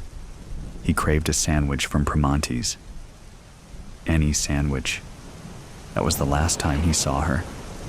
At Primanti's, the original one. He wasn't one to second-guess himself. His mom drummed it into their heads from the cradle. Trust self first, last, and only. First, last, only. Thanks to the internet and social media, it's not hard to find someone, or their misdeeds. What was once relegated to a diary like this is now vomited onto Twitter, Instagram, Facebook, and YouTube for all to see. Many lap it up, probably because it makes them feel less uncomfortable about their own stupid decisions and meaningless lives. Here for the mindless braggart, many blowhards make for less research when it comes to this side gig. He cracked his neck, onward and upward, one foot in front of the other, crunching leaves, whipping wind, snapping twigs.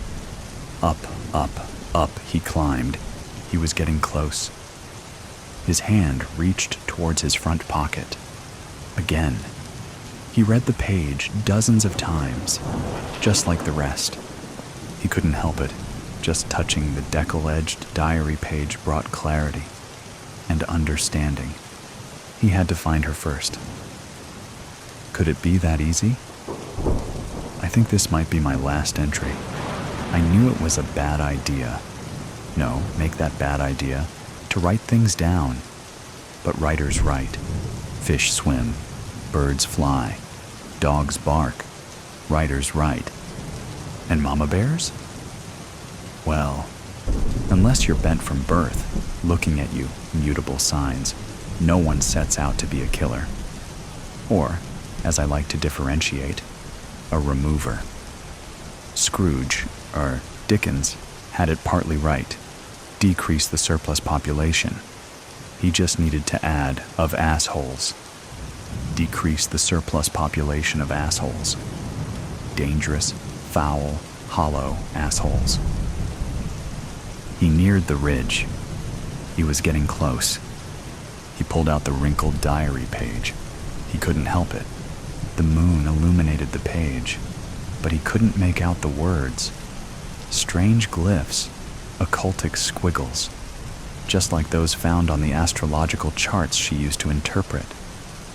Meaningless symbols to the untrained eye, but metaphysical gold to the mystic. He didn't need to be able to read the entry. He had it memorized. The cave. He could see the entrance. Dark, yawning. An inky maw, just like her rage. He reached into the other pocket for his flashlight. She beat him to it. Her flashlight shone on the ground ahead so as not to blind him. "Hey, sis." "Hey, bro. What took you so long?" The thumping. The museum's intercom crackled on with train station static. "Hello, Norville Museum." I ducked at the sound, trying to escape it, cracking my eardrums. He spoke fast, like a sports announcer, at the most critical part of the game. "Welcome to your nightly broadcast from your favorite night guard. As always, we must get the boring things out of the way before we have some fun." His voice trailed up and down with the meter of a radio host. It was well practiced.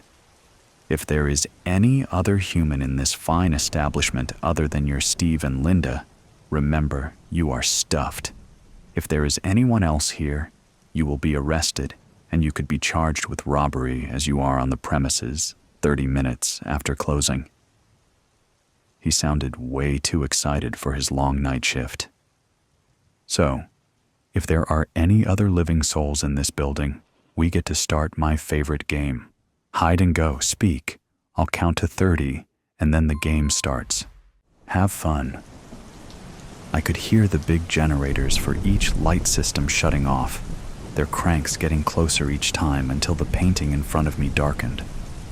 As my eyes adjusted to the dim light of the exit sign, his words started to set in my head.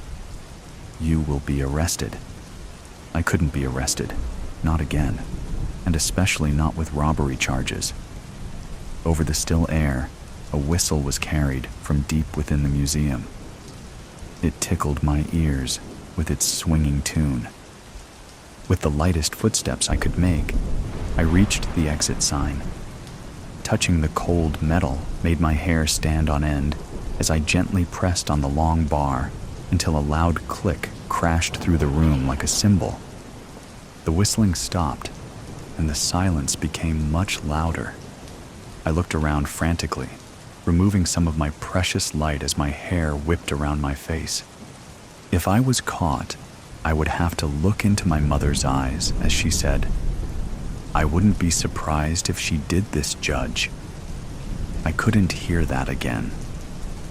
My eyes caught a big pot in the middle of the room. It was decorated with strips and little dancing people moving across the two-dimensional plane. As carefully as possible, I opened the lid and slipped my first leg into it. My footsteps sounded like a gong as I put my second in and slipped my body past the hole into the pot. Once the lid was over my head, I was in total darkness. Not even putting my hand in front of my face would give my eyes information. My breathing sounded like it was through a megaphone as it rose up and down, breathing in the clay, which was probably hundreds of years old. I tried to close my eyes, even though it changed nothing, and think about something other than where I was. The more I thought, the more my breathing sounded like it was coming from a tornado. My wind created gale-force winds faster as I felt water drip onto my folded knees. My mind raced almost as fast. A thumping started to grow louder. At first, I thought it was from outside that he had found me. It kept getting faster, like he was running in place right outside my pot, teasing me with the promise of captivity, playing with me, just like his stupid voice played up and down like a carousel. I put a hand over my mouth to quiet my breath. Thump, thump, thump, thump, thump, thump. Over and over, like an incessant heartbeat, his feet went up and down and up and down. For minutes, his feet went on, just right outside my pot. The drips on my knees were getting bigger and more frequent, adding another sound to my existence. At any moment, he could just open the lid and get this all over with, but he was choosing to mess with me. Thump drip, thump drip. Over and over, faster and faster. I couldn't control my breath, and what did it matter if he was going to torment me? He knew I was there. All he had to do was open the lid and let the red light in. let it flood in and wash over my face like a river, rinse away the guilt for just a brief moment. Instead, he chose to mess with me. He chose to step and step just outside my reach. I could barely control myself. I started to rock back and forth, and with me, the pot. Thump, drip, clang. Thump, drip, clang. I couldn't do it again. I didn't want to do it again. But when if he opened that lid, I would have to. He deserved it for stepping over and over. His never-ending. Thump, thump, thump. My legs started to tingle with anticipation. I could feel the adrenaline pumping through my veins. My breath got faster as I stared at where I guessed the lid was. My pot rocked back and forth with me, getting ready for his fly-like hands to lift the lid. That's all he was, just a disgusting fly, but all he did was thump, thump, thump. I felt even more adrenaline burst through me as the rocking got faster, my breath got faster, and his shoes got faster. I have to. He'll get me if I don't. I have to. Rung through my head as the thump, thump, drip, thump, thump, clang rang on. A new sound sounded as a voice called out from the other side of the pot's walls. "Hey!" Another shot of adrenaline cracked open like lightning, and I could feel my legs practically vibrating from the sound. The thumping from his shoes meeting the hardwood floor, my breath at record-breaking speeds, the rocking only being contained by my leans, and drip dripping that reminded my legs to be ready. I want to do it again. I leaped out of the pot before his hand touched it. My head was buzzing with sounds, screams, thumps, tears, and then more screaming. Sounds of teeth on flesh and nails on muscle rang out throughout the silent museum like the most beautiful symphony. Thumps of bodies slamming on the ground, drips of ruby blood, and winds cut from hands, swatting me away. I had done it again, and yet it did not go. Thump, thump, thump, psst. Jill killed Jack. I very much need some socks, pretty please, with sugar on top. This was the text that I sent to my estranged ex-wife, the one who wanted to drag me out to the wilderness under the guise of talking about financing our first child's entrance into college. I knew that she was old-fashioned and wanted to push me from a hill, just like Fellini. So my last request was not very sinister. I mean, even death row inmates should get some free laundry or a meal. Maybe even a prayer. I looked into the pantry of my rental and decided there was no good food. Bachelor food is disgusting when you leave it in the fridge for a week. I needed my dog. Hey, can we bring the dog? I knew that Caspian hated hiking just as much as me. It was like walking without purpose, like smelling flowers just to get allergies. I also knew that if Michelle threw me over a cliff and I was able to not immediately die, then Caspian the burner could theoretically pull me up with a rope. I decided to wear my flax Bermuda-styled shorts, which can be unwoven and turned into rope or a joint. She did not immediately text back and scold me for overpacking. This was a good sign because I had previously said I would find some kind of therapy. She wanted a stranger to break my will, make me cry, pay for the breaking, and send me back all trained. Also, I had a very large life insurance policy at the time. Husband therapy is kind of like dog training, but the wife forgets that she has to remember the commands, or the husband will forget, and the 2 weeks and $1,500 in Idaho won't take. She has to reinforce the electric shock therapy, the way the husband therapist swings a hand like windshield wipers and asks if my mother ever touched me inappropriately. It was just 38 minutes before the murder. Hike. In Knights of Calabria, Fellini taught us that a kind whore will get many marriage proposals, walk up to the mountain of love with all her savings, and get thrown over the mountain by her fake fiancé. I decided to pack like Fellini. I went up to my rented room and looked for all the things that could be lugged in a hefty garbage bag suitcase. There was the square bottle with a ship that my grandfather had constructed with tweezers. Nah, he's dead. There were piles of clothes on the ground. These kept me from bringing a drunk woman home. No one wants to make love next to dirty laundry. That's pretty gross if they do. I saw pictures of my kids when they were young and realized they were getting old, going to college, all taking medications to avoid giving me grandkids. I looked at the pillows. They were stiff, so I used them only to prop up a cell phone to watch Italian movies. It was better to pillow on a wad of sweaters and save the neck. I went into the closet and found my mafia money. It was just an envelope from the bank full of cash because I hate wasteful tipping. For some reason, the kids at the register have a very difficult time begging for tips of cash when they only punched in buttons. They do not have this problems with cards because they say, "Please follow the instructions on the screen," when they ask for 30%, 40. One of the cashiers actually said my card was declined because he hit the 50% tip option for me. I use cash so the kids can beg like adults. There is no need for great cash when your former estranged spouse wants to go hiking in the wilderness. Also, I think she is bitter because of the dating. She pretends she doesn't mind that much, but always gets me drunk and asks for details. I don't know what I tell her half the time. I see a bottle of Canadian Mist, whiskey, that was purchased for toothaches and bladder infections. It is not a very good bottle of whiskey, but it is lightweight since half of it is missing.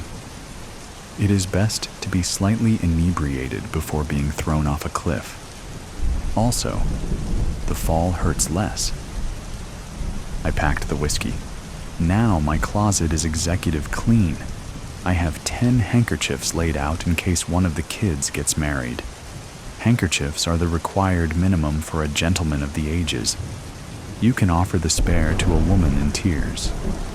You can use the linen to avoid touching bathroom knobs.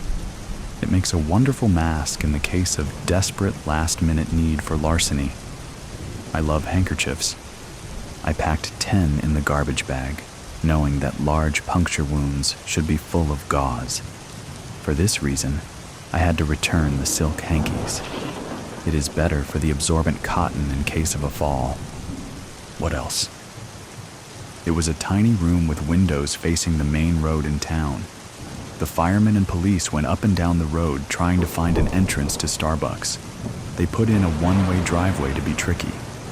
I had some bills on my desk, but I didn't want to bring these to the afterlife. I decided to quickly pay for my parking bill because I didn't want my extra truck to get towed if I should be in the community hospital for very long. I said a small, "Thank you, God," because 2 of our 3 nurses had wanted to date, but you should never date medical people in a small town. Amputations happen when you are not a gentleman. What else? Sheets? Number comforter for comfort? Number Michelle had felt bad that I was cold without her cuddles and bought a comforter matching certain parts of her body. Peach. It was definitely a distraction if ever a gentleman has lady company. A man should have his bed colored in very serious colors, perhaps gray and black, and I needed a multi-tool. A multi-tool is the American version of a Swiss Army knife. It is neither a knife nor from the Swiss. Our multi-tools should be from Leatherman because they have pliers and blades, which do not fold back on fingers. They have finger locks. Unfortunately, I had the Lowe's knockoff multi-tool, which had already severed half of a finger. A nurse, who I did not date, stitched it back on with some weird thread that was supposed to dissolve. She kept sticking that fishhook needle and whispering, "Does it hurt? Does that hurt? What if I do this?" I didn't go back to remove the stitches, which didn't shrink or get dissolved. The nerve was actually clipped by the fake multi-tool, and I can feel the rain coming 5 days before the weatherman now. I put the multi-tool in the garbage bag with the whiskey and the handkerchiefs. 22 minutes. Now, in the smallest case that Michelle actually wanted to talk about paying for our kids' college and not throw me over the cliff, I was prepared to bring a checkbook. I would argue that the check should be endorsed to the child herself. Michelle would argue that kids might spend all the money drinking and whoring like their father. I resented that comment because our town didn't actually have any real prostitutes. In order to avoid the impasse of how the child will spend the money for education, Michelle would push me over the cliff, wait 6 weeks, and get my life insurance. She didn't like long and sustained arguments because she was taking yoga. I decided to bring my checkbook and not transfer any money into the account. What would they say? "We're sorry. He has the money in a money market, but we cannot legally transfer this money to you. Is he around?" Then she would feel really silly about kicking the goose over the glade. It is important for husbands and fathers to always be useful. Do not teach them how to start a BBQ grill. They will inevitably become vegans and hire a gardener. They will keep the seat down and the toothpaste caps fully engaged. The planned obsolescence of a man starts with money. Try to get your spouse fired. In my case, this was not possible. She worked for the state. So after so many decades, the man is not necessary. He must be thrown from the hill under the guise of good health. His dog may or may not follow, depending if the man fed the dog in the last few months. Dogs are ultimately loyal to the person who puts kibble in the bowl. It is nothing personal. 16 minutes till death. The waning sun reminded me, you could throw her down the hill. Wow, I never considered murder for life, insurance, or love. I never considered her last words. Would she fall down the hill and say, "I was just kid, ding"? Wow, this was huge. It didn't seem very noble to throw a former wife down a hill. I don't know what was going on with Jack and Jill, but I bet it wasn't his idea to get any water.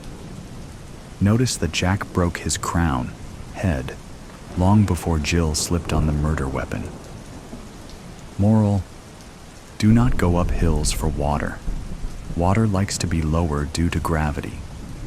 I knew that a former spouse did not really care about my good health, never dying due to exercise, but I also felt she would bring me some socks out of duty.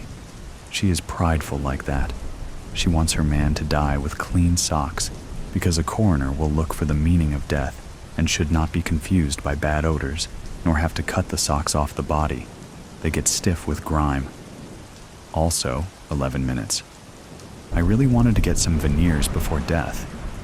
It seems really creepy to have a perfect white smile in death but hide the blemishes with a beard in life. The coffee struggle had taken its toll. I have never heard of anyone suing Starbucks for their loss of white. How would you even quantify the loss? You Honor, I was going to get a new hot wife, but I couldn't smile due to Starbucks stains. How much did that cost you, Mr. Go-Round? The lady from San Jose had stock options of Oracle.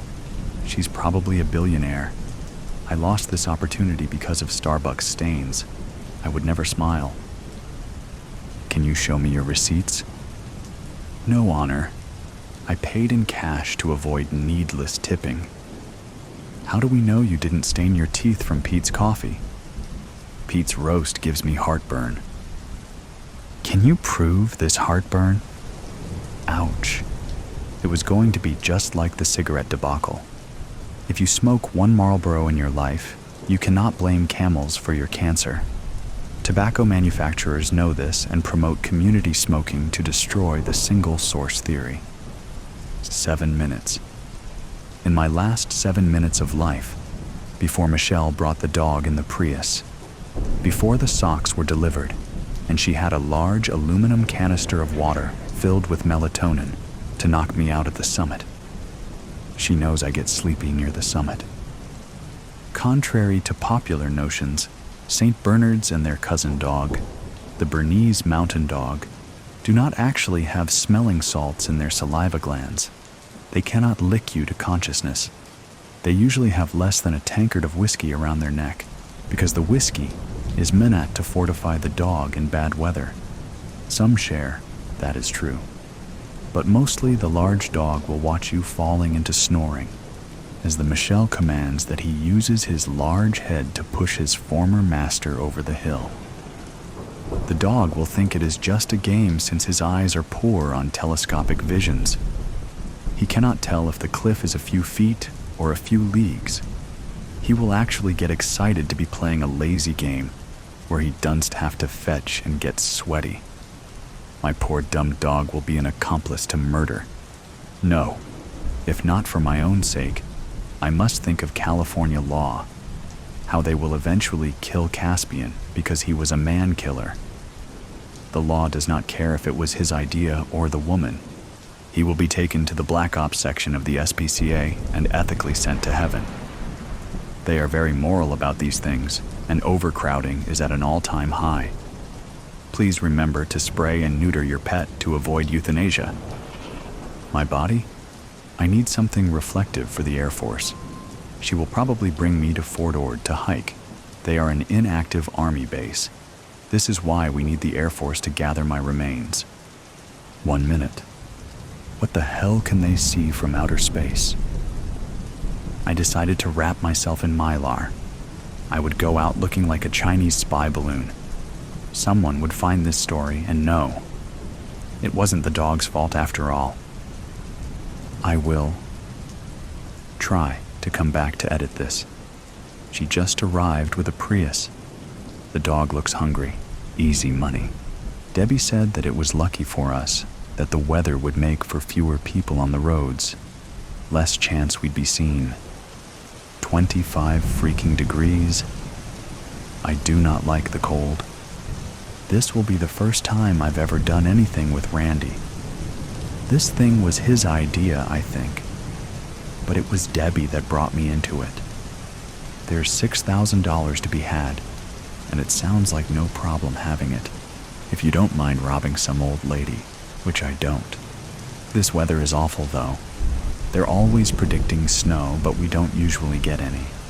When we do get it, it's pretty, covering up the trash on the ground, making the town look better than it really is.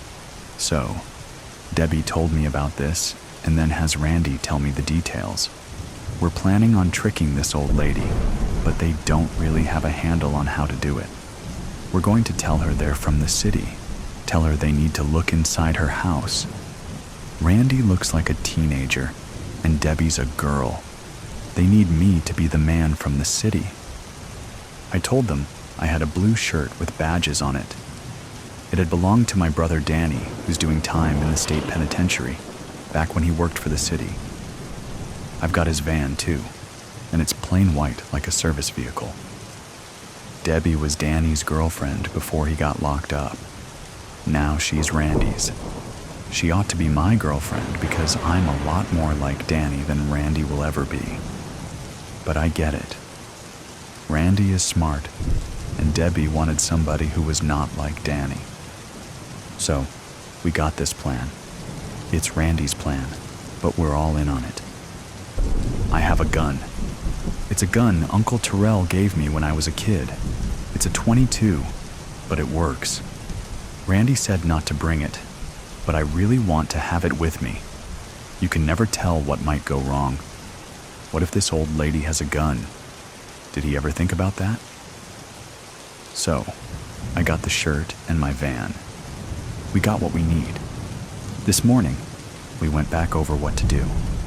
We go to the old lady's house at a little after 12. Traffic in town is busy, but this place is outside of town. It's on a street that zigzags off from the highway toward Atlanta. I drive up in front of the house, parking so that she can see the white van if she looks out the window. I get out and go up to the door with Debbie behind me. Debbie is going to be wearing a big coat, and I'm going to say she's my trainee. First, though, I have to tell the old lady that there's been a problem with her electric bill and that she's being charged too much. The city is sending me to fix it. I'm gonna tell her. She opens the door, because who wouldn't want somebody to fix it so that a bill is lower? And that's when I tell her who Debbie is supposed to be. I'm asking the old lady where the kitchen is, because this problem is probably at the outlet the refrigerator is plugged into. When she starts to take me there, Debbie asks if she can use the bathroom.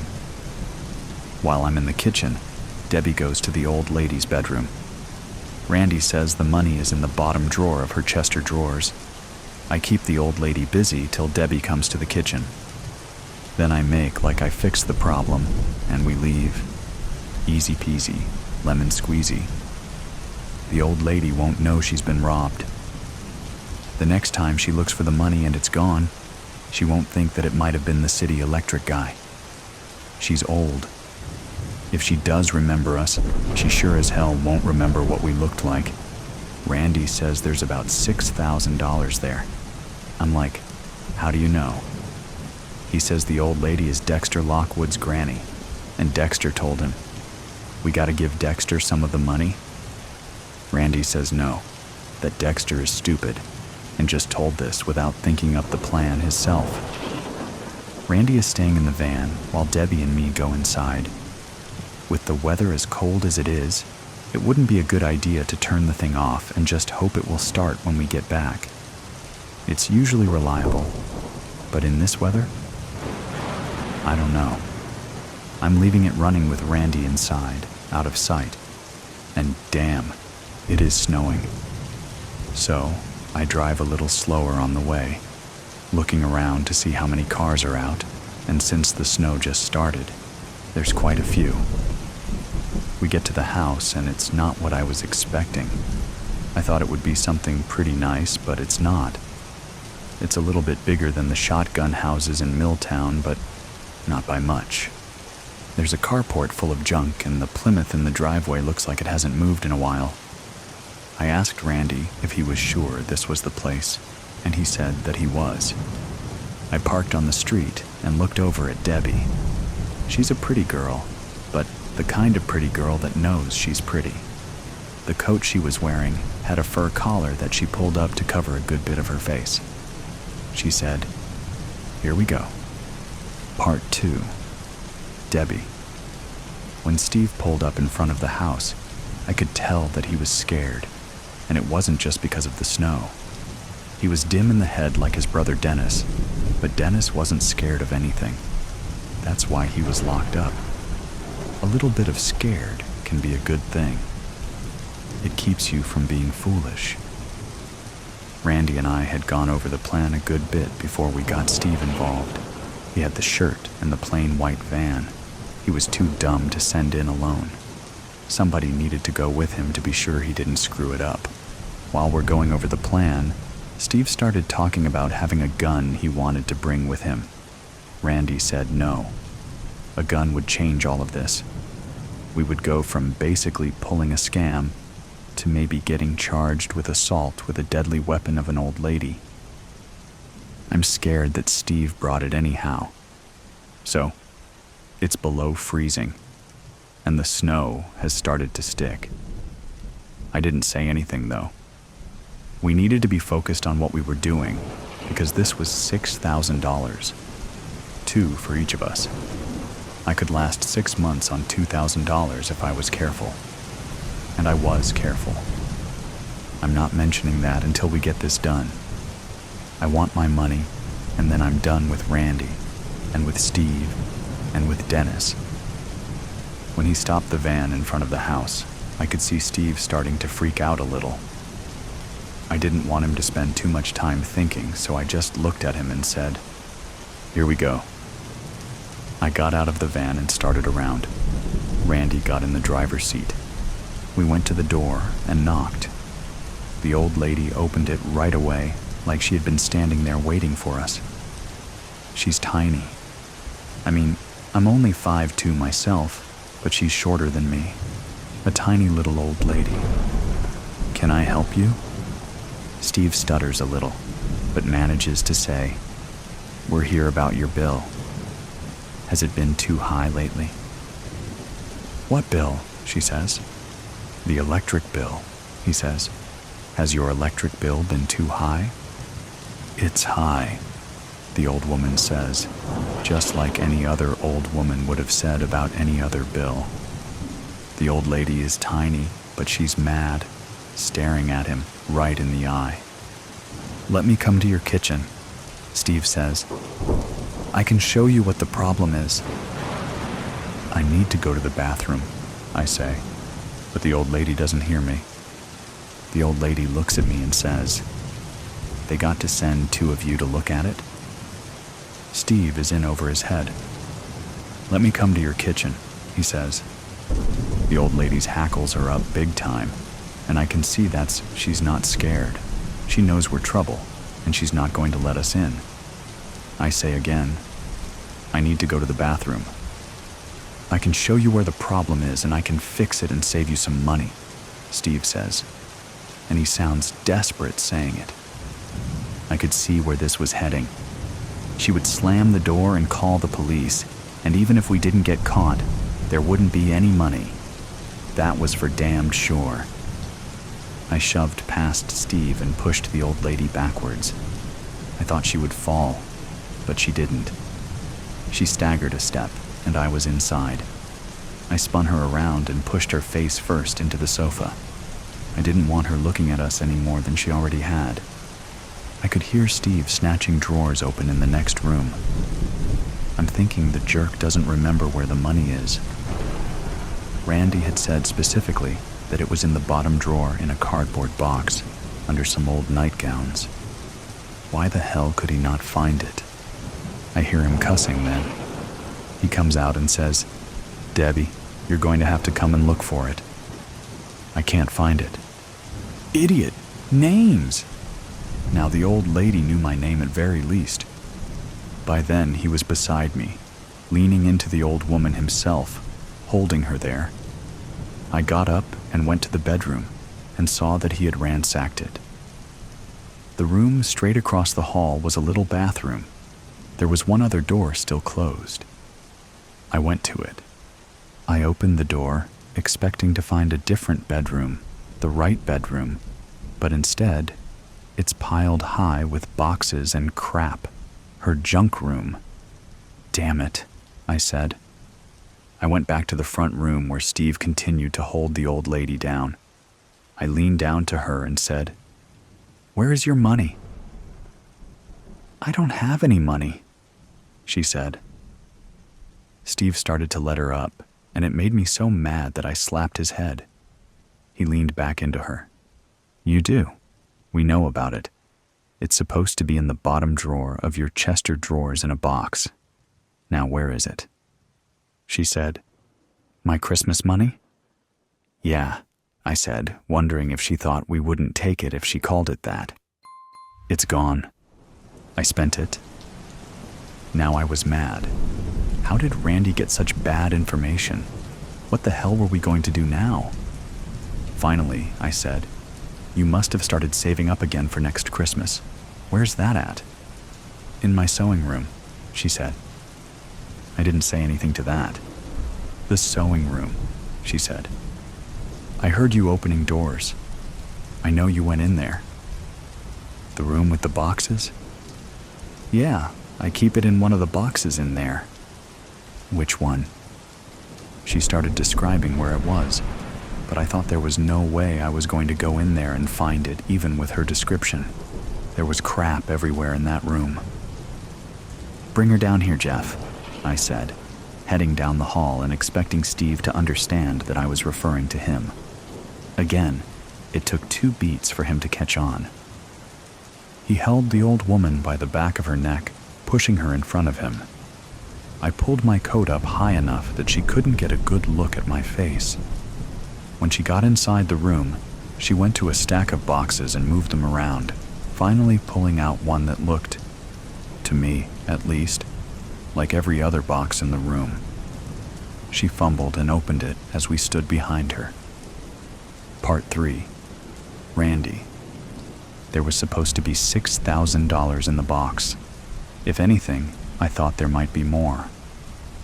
I told Debbie about it, hoping she could talk Steve into doing the actual theft. Her idea was better because she knew about the official-looking shirt. I didn't want to deal with Steve. He was stupid. This needed to be simple, not simple-minded. Debbie planned it well. None of us knew how the weather would be that day. The temperature had been around freezing for a few days. Then it dropped into the 20s, and then it started to snow. I thought about calling it off, but I didn't want to lose Steve. We could do this. Debbie had Steve practice everything he was going to say and do. She walked him through it over and over, until we were all bored to death by it. The main thing was to say he was from the city, and that there was a problem with the electricity, and he could fix it and save her money. Once they were inside, the whole thing would take 2 or 3 minutes. I thought the shirt would be enough to make Steve look like a utility worker. It wasn't. He looked like a doofus wearing a work shirt. It was too late for me to say anything to him or Debbie. We were committed to the plan by then. I looked at him and wanted to ask if he had brought his little gun with him, but I didn't. I just wanted to hurry and get this over with. When we got there, Steve is like a raccoon caught in a car's headlights, and I think, damn, we are done for. I thought about pulling the plug, but I didn't. I should have, but I didn't. Debbie came through, getting him out of the van and headed toward the house. I watched them till they got to the door, and I realized how much snow had fallen. Maybe 5 minutes passed before I heard the gunshot. That son of a bitch had brought a gun after I told him not to. He fired again, and I thought, dumb bastard has killed her. I was already out of the van, which I had left running and with the door open, and was running toward the house. I can hear Debbie crying, and I know it's because she just watched that fool kill the old woman. The door pops open and Debbie comes staggering out, doubled over. I grab her shoulders and raise her up. There is a widening red patch at her stomach that I don't want to look at too closely. I put my arm under her and help her to the van. I can't very well drive her to the hospital and explain that our partner accidentally shot her while we were robbing an old lady. And I can't walk away from that situation either, I realize. I opened the side door and laid her down. This is messed up, I said. She didn't say anything back. I ran back to the little house, knowing that neighbors might have heard the gunshots and called the police. I needed to get Steve and the money and get the hell away and figure out what we needed to do about Debbie. I didn't want to see the dead old lady. I didn't. As soon as I got inside, I yelled, "Steve!" There was no answer. I went down the little hall and looked in the bedroom, but no one was there. I started into the junk room, but I fell, slipping in blood on the floor. My feet slid from under me, and I went down hard, banging my head on the floor. Someone spoke my name. I turned my head and saw Steve lying on the floor beside me. Blood throbbed slowly from his neck. He was not dead, but he would be soon. I heard my name again and looked up to see the old woman standing above me, her face filled with anger and sadness. "Randy," she said. Then I saw that she was holding the old Colt pistol that had belonged to my grandfather. I didn't realize she still had it. I should have, but I didn't. "Hey, Grandma," I said, "you have no idea what you are getting into. I am no saint, but no one really is. Some people are less evil. Some people are more evil. I have done things I am not proud of, and will have to live with the consequences once they come. I do, however, refuse to feel guilt for what I have done. There are reasons behind my actions, and no one will convince me they are not for the greater good. I am writing here in my diary to be able to get it off my chest, as I cannot speak to anyone about it. I wish I could scream it from the top of my lungs, but I can't. If the secret comes out, it probably will be huge. The local media are already talking about it, and when they catch whoever did it, it will be loud. In my mind, I am a hero, but in people's eyes, I will not be. If anyone is reading this, probably after I have been caught, know this. I refuse to feel bad about it. I meant what I did every time.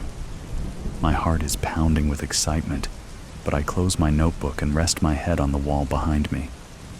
I've been doing my assignments for over a year already, but even thinking about them makes my heart race.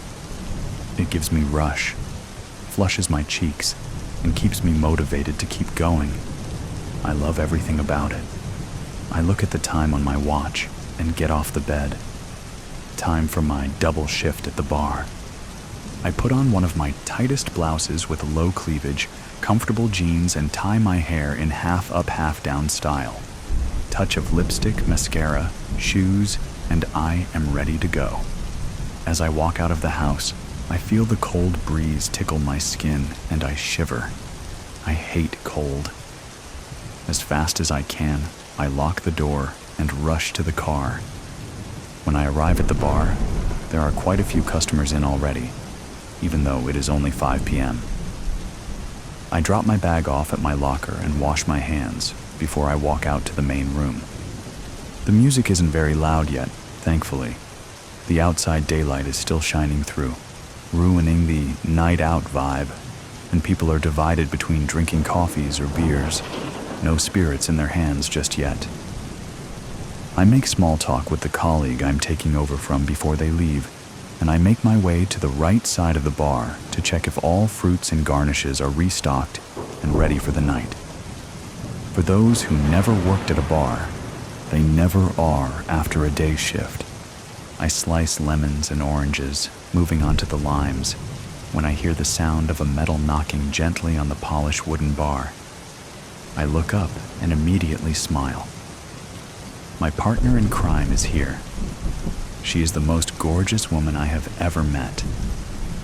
Has long, curly black hair, bright blue eyes, and a smile I could not stop thinking about. I pour her a whiskey on the rocks and without a word, let her casually look around for the first 10 minutes. "Is your cockroach here already?" I ask, and she shakes her head. "I don't expect him here so early," she replies with a soft sigh. "Besides, I wanted to give you some attention before I see him." I smile and roll my eyes. "Lizzie, keep your flirting skills for the boys. I know what a sneaky little snake you are." She laughs at my joke, but doesn't reply. "How did you meet this one?" She grabs her glass and swirls it around, watching the almost melted ice cubes float in circles.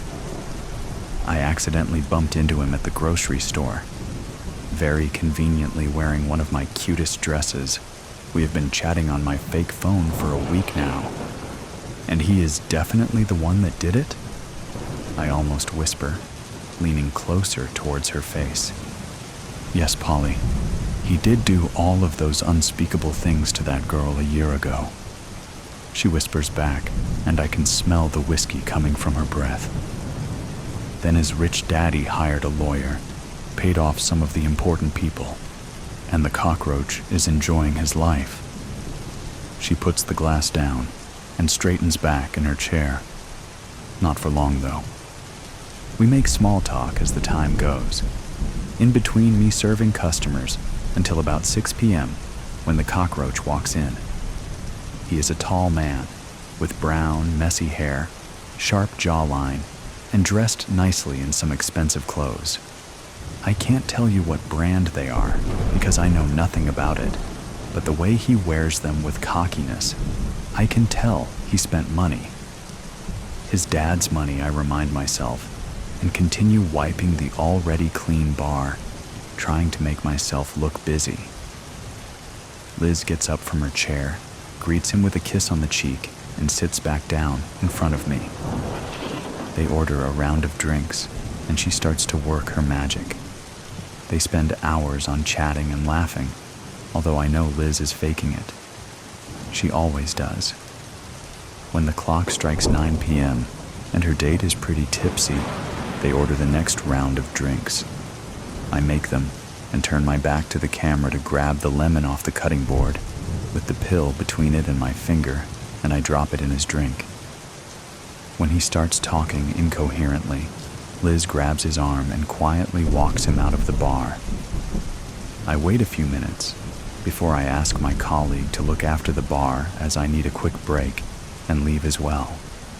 I find them in a back alley, the cockroach sitting sloppily on the floor, resting his back and head on the wall, and Liz standing above him, looking at her phone. As soon as I walk up to them, she looks up. I spoke to his victim. The girl was still so upset about what happened. She whispers, with anger in her eyes, "This piece of... He took something away from her she will never get back. He deserves what is coming his way." I don't reply, but nod in agreement. I look at the guy's face and feel disgusted that he not only felt it was okay to do what he did, but also decided consequences are not for him to handle. My stomach feels tight, something heavy like rocks growing inside it. I am not sure if it is from nerves, stress, disgust, or excitement from what is coming. It is Liz's time to deal with the man, and I need to get back to work soon enough. I help her tie his hands and feet, put him in the boot of the rented car, and turn to Liz. "He should have admitted and faced the punishment," I hear Liz say as she slowly walks towards the driver's door. She isn't looking at me, and I am not sure if she is talking to herself or me. He is a gross, creepy cockroach who has done something horrible, and he needs to pay. The smug smile he had on his face when the case was dismissed, knowing he got away with it. I see her shake her head in the streetlight falling on her from above. Well, he didn't. They don't anymore. I whisper back and walk into the bar. HIM. I can feel the headache getting worse as the shouts don't end. Mr. Robertson came to report his son's missing, but ever since we took all the information and said we will look into it, he has been shouting at various officers. He wanted the whole station up at this moment and searching for his son. We tried explaining to him that we will not be able to find him within the next hour, so when he kept shouting, we threw him out, threatening with a ticket. I spin around in my chair to look at the cork board again, but feel hopeless. Missing men keep being added to it, but no more clues have been discovered. I feel like a complete idiot. Ryder Robertson's picture have now been added to the right side of the board, alongside Henry's, Lewis's, Christian's, and Jake's. All of these men, various ages, occupations, and lives, have been missing, and it was my job to find them. I hear someone walking up to my desk, and I turn to see my partner Jesse. "I could put an egg on your head and would be able to fry it within a minute," he says and smiles at his joke, but I don't smile back. I am too tense. "Hey, I know it is hard, but with a new victim, there is a possibility for potential clues." I nod without saying anything and turn back to the board. "Maybe walk me through what connects these men. Sometimes speaking things out loud helps to see things that could have been missed." I sigh but agree, for the sake of not having any other ideas. Henry, aged 54, went missing in April 2023. In February 2023, he was found not guilty for domestic violence on his wife. Lewis, aged 22, missing in July 2023. There was an old report to the police about attacking his ex-girlfriend, but she came back to retract the report, saying they just argued and she was okay. Chris went missing only a week after Lewis. They are the same age. I don't, however, have anything that links him to the rest of the guys, so maybe he is not part of it. Jake, aged 32, went missing in December 2023, only 3 months after his lawyer argued that 5 women that came forward from his company about inappropriate behavior towards them were unstable emotionally and had a vendetta against him. So the case was dismissed. And now, we have Ryder, who a year ago assaulted a girl, but somehow the DNA samples the doctors collected disappeared right before the trial. All of them have been seen with a woman at a bar the night before they went missing. So, the only thing that connects these men are vile actions against women. What if the women did it? I laugh and roll my eyes. Yes, because the experienced detective didn't think of that. I will check with the girl from Ryder's case, but all others have rock-stone alibis. I pinch the bridge of my nose with my fingers and rub it, trying to get rid of the headache. Soon enough, this case will be assigned to someone else, since I can't seem to get any leads. And this would be an absolute nightmare for a young, ambitious detective like me. I needed to get at least something to keep me going. "I think you need a drink," Jesse says, and I look at him from under my eyebrows. "When we're done tonight, we are going out. And," he says quickly, raising his finger to stop me from interrupting. I will not take no for an answer. So here I am now, at the bar, sipping my beer and listening to Jesse vent about the argument with his girlfriend. I politely nod, but only listen to every third word, because the focus is escaping me too quickly. I love him like a brother, but help me God with how much he talks. I look around the bar, trying to look casual, but the moment my eyes land on her, there is nothing casual about me. She walks in with her long strawberry blonde hair, gorgeous black dress, and boots heeled so high, I am surprised she isn't falling every second step. But she has this confident aura about her. She has her head held high like she owns this bar, and I am mesmerized.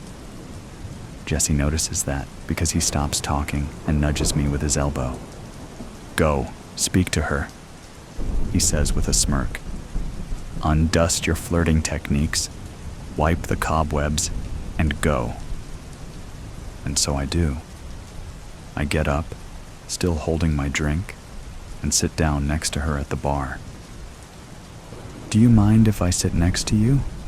I ask, and she turns, looking at me with big brown eyes. She smiles. "Of course not." She answers softly. "My name is Polly." "Alex," I say, and shake her hand. "Let me buy you a drink, Polly, if that's okay." Shadowed intentions. 3 women missing so far. 3 women in just 6 months. The daily news has become obsessed with the narrative, smothering us in stories from every angle. It's all anyone is talking about, since everyone has an opinion. "It's always the husband," the shopkeeper says matter-of-factly, crossing her arms. "Did you hear that she turned down a colleague for a date? Sounds like he was bitter about it," murmurs the waitress at the local cafe. "Maybe if she didn't sleep around so much, she wouldn't have gotten herself into trouble," says the barkeep, waggling a knowing eyebrow my way as I pretend to nod in agreement. Plenty of leads, a few arrests, but still no dice. 1 missing woman is a tragedy. 2 is cause for panic. 3, there's near hysteria. Businesses are closing their doors well before dusk, and schools have moved to home learning via video calls. By the time night falls, an unenforced curfew has rendered the streets deserted. No one walks home alone anymore, except for me. I don't have a choice. I've been following the same path through the city for 3 months. I'm taking care I keep to the well-lit routes, always looking over my shoulder, making sure I'm fully aware of my surroundings and paying close attention to the few people who dare to walk along the main road with me. I try not to look too nervous as I clutch my handbag tightly to my side and walk quicker than usual. Before I left, I set my smartwatch to monitor my heart rate rather than show the time. The beat is faster than usual, as it has been every time I've stepped out into the night for the past 3 months. There's something different about this evening, though. I can feel it in the crisp air. Tension courses through my veins, settling uneasily in my stomach. The darkness is almost suffocating, weighing down upon me as I walk away from the center, the distant hum of traffic fading as I turn down a quieter road. A lamplight flickers above me, highlighting the cracked pavement in a strobe effect. Not that I would wear anything else given the circumstances, but I'm glad I'm wearing flats tonight, considering the amount of rain we've been having. Imagine twisting my ankle because my heels caught on a dodgy bit of tarmac hidden by a puddle.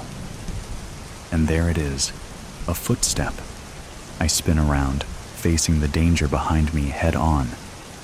Am I sure? The night remains almost perfectly still, aside from the flicker of movement from leaves still clinging to the almost empty branches in the trees above. Tilting my head, I listen, focusing all my energy into honing in on that specific sound.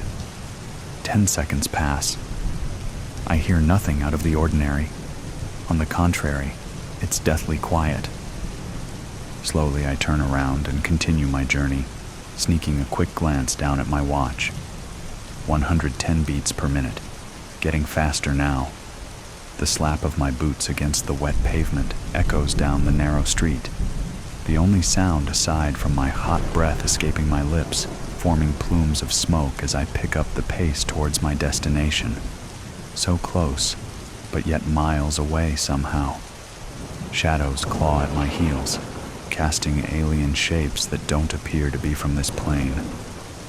The endless walls of the brick terraces on either side of me reach long into the sky and beyond, leaving nowhere for me to go but ahead or back the way I came. My head snaps up. This time, I'm sure. I hear him. The unmistakable sound of footsteps, rhythmic and deliberate. I reckon he's about 10 meters behind me. Far enough that I could outrun him for the moment. I'm confident in that. I quicken my pace, shivering from a potent mix of cold and adrenaline. Everything hinges on my next few decisions, and I fight to keep my wits about me. The metal gates of Terrier's Park loom tall to my left, and I follow where the path splits into the yawning gateway, away from the streetlights, away from the city, into silence and ink-black shadows. The moonlight illuminates the slick path, the earthy scent of rotting leaves filling the dead air. There's no wind anymore.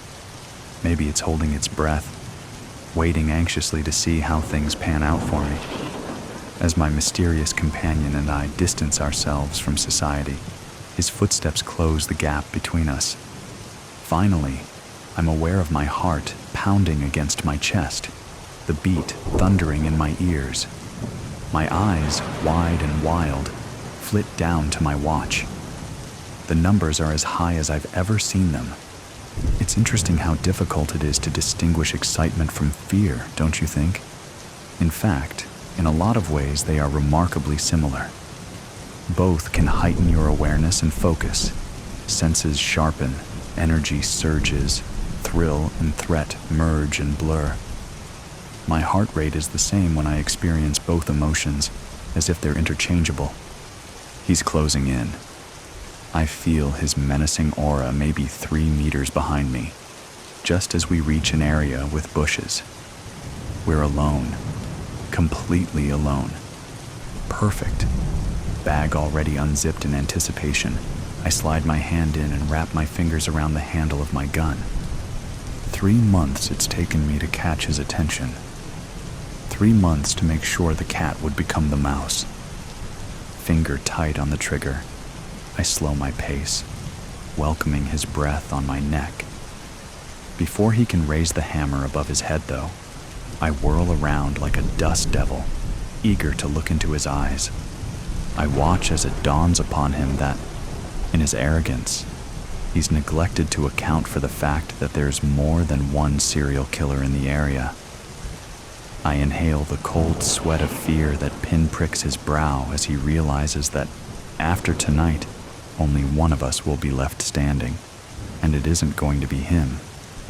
Blind panic sets in, and he runs. I make sure he doesn't get far, where time almost stands still. Okay, how do we start this story? We could start it with character descriptions. Nah, that's on you and your imagination. We could write a beautiful description of atmosphere and breathtaking elements. Nah, not going to happen. Then how? Fuck it, let's just go. Cole Johnson's entries. Day 104. I went to court today. It was some good, some bad. I was offered 24 years. That's good. I won't see Sally or my children for 8,760 days.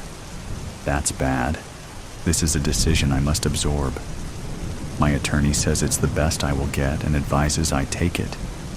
I won't. I did not do anything wrong. Today is chicken on the bone day, so I'm going to be quick in my documentation of my thoughts to you, world. Philip will be done working out soon, too. This place is so hard, but at least I have Sally's calls to look forward to. World, if you have an ounce of compassion, please forgive me. I did nothing wrong.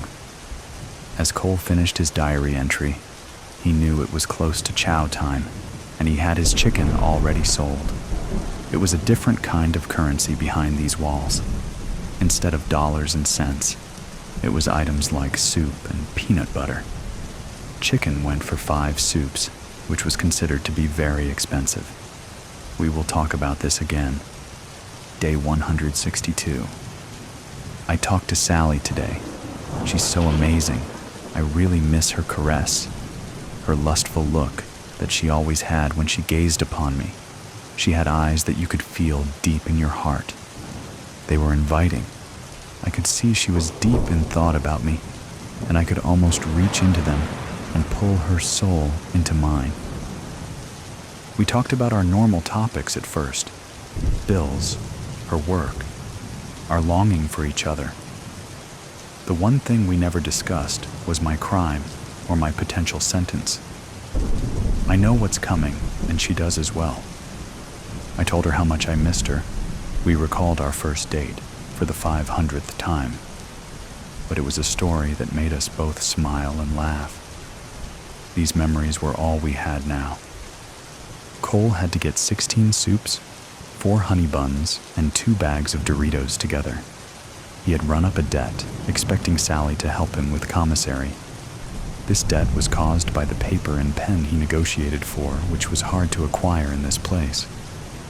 He wanted to write Sally letters, as well as his children. Although, there were other ways to earn items when you're broke. We will not get into that unpleasantness right now. Day 315. I finally acquired a pen. These golf pencils are only good for writing these entries, not really meant for the long letters I want to write for my children and Sally. Baby mama will no longer let the children take my calls, so getting this pen now was perfect timing. Question is, will the price I paid for it come back to haunt me? In here, debt is bad, so I don't know what will happen. I need to sell more spice, but I have been transferred to the 600 block, which is all pizza and folks that don't do drugs. Ugh, it's always something. I guess I will write my children. It has been over 60 days since we spoke. I really hope their mom reads these letters to my kiddos. Cole had procured that pen at a great cost. Pretty much all of his commissary, so he had to reach out to others to try and get the funds so he could get more commissary. This was not on his top 10 list of favorite things to do. He would have to call his brother. His mother was just a poor waitress, so his only other option was his brother.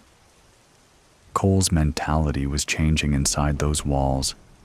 Never before would he even have fathomed begging his brother. He always found a way to get things on his own. Now everything was different. He was dependent on help from outside these walls and barbed wire fences. Day 461. I am losing all love, it feels like. All I see is hate, greed, and controlled movements. The only thing I have anymore is Sally. She has been sick so much lately that she has not been able to help much. Our phone calls are spread out now and have become less frequent due to the financial burdens I bring. I am contemplating letting her go. We will never make love, touch, or even be allowed to see each other face to face given our great distance. She will never be able to afford that trip. Also, no letters from children. I am truly alone. People think they understand this world, but they don't. Why do I deserve this? What did I do? Cole was disappearing now. As the world got faster on the outside, in those walls, time almost stood still. Every day on the outside, new cars are bought, birthdays are celebrated, technologies are created, kisses are given, and life is moving. In here, the most simple things cease to exist. Day 936. As I write to you, world, my soul is disappearing. How will I ever be able to come back into you? My beard is long, and I have encountered so many things I never knew one man could do to another. The sound of a man's last gasp of breath. Then he's gone. World, I still don't understand what my crime against you was. Why did I get put in here? What was my crime that was so bad that you felt all should be taken? The only light left for me is Sally. Her monthly call is enough to keep me from slipping into the dark abyss. She is to call at 6 p.m. I need to shower to prepare. I know she cannot see me, but I feel she does. She is my love, my life, my soulmate. Cole went to shower, and there was a group of men that was looking to retaliate for something he had no part in, but the fact he was there was good enough for them. It was a wrong place, wrong time type of deal. Day 966. World, as I write this entry, I can barely see due to the beating I took in the shower. I need your help. I missed my call with Sally. That's all I could think about as the four men repeatedly stomped my skull. I have been in the infirmary, and when I get out, I am looking at 60 days in the hole, 'cause I won't say who jumped me. So, I sit here and write, which is all I have anymore. World, you're the only one who hasn't abandoned me. Can you hear me? All I need is a small sign to know that at least you are real. You and Sally are all I have. I need you, world. The beating Cole took was severe. It fractured his skull, broke 9 ribs, and put him in the infirmary for 30 days. Due to his silence, he was going to be put in isolation for 60 days. In here, someone always has to pay. However, the hole was a lighter sentence than talking. Talking would have meant his life. Day 1027. I'm back. My wounds are better. I'm still sore, but I'm better. I will never regain the teeth that I lost. Now, every day when I look into the mirror, reflective film, taped to the wall, I get reminded of that missed phone call. I tried all day to call Sally collect, but it was not accepted. She probably found someone else. It's for the best. She deserves to move past me. I'm only a grim anchor in her life, dragging down her happiness. I guess it's just us now, world. Please send me some sign so I know you're really listening. I am so lonely now, world. Help me, so I do not become the hate that surrounds me all of the time. As Cole struggled, All communication with Sally ceased now. He was all alone. He knew now all control was gone. No word from his children, no nothing. He had only one choice now, to take the plea. He would never be able to prove his innocence. This was his life now. Day 1, 1643. Well, it's time world, I am taking the plea. 24 years, 8,760 days, 210,240 minutes, 12,614,400 seconds. I know now that the world, yes, you, will never forgive me. Even you have to let go of me. Now, it's only these walls, this disparity. The only thing I have to look forward to is being consumed into this life. I will never admit my guilt in my heart. You, world, have let me go, so I must live only here now and continue to survive. World, goodbye. This will be my last entry. I must kill the Cole Johnson of my previous life and become the Cole Johnson behind the walls. Years passed. Then one day, a graying Cole looked under his mattress to find the journal. He picked it up and began to read. He could only sit and weep as he read words that still had a sliver of hope and moments of joy. It was an emotion that Cole had not felt in a long time. Those feelings of hope, love, ambition, and the possibility of a future were all gone now. He was covered in tattoos, not because they were cool, but because they told his story behind these walls of who he was and what he had done. As Cole held that journal and looked into that so-called mirror, he didn't recognize the man looking back at him. It was only a shell of himself. He decided to write in that journal once again. Day 6142. Well, world, it's me again. I'm sure you don't remember me. I'm the man who killed that family at that intersection on Christmas Eve many years ago. Remember me now. Why did you abandon me, world? It has not been easy. I had to kill a man, and I have been sentenced to death by lethal injection. I have tried to write the one child that survived that fateful night long ago.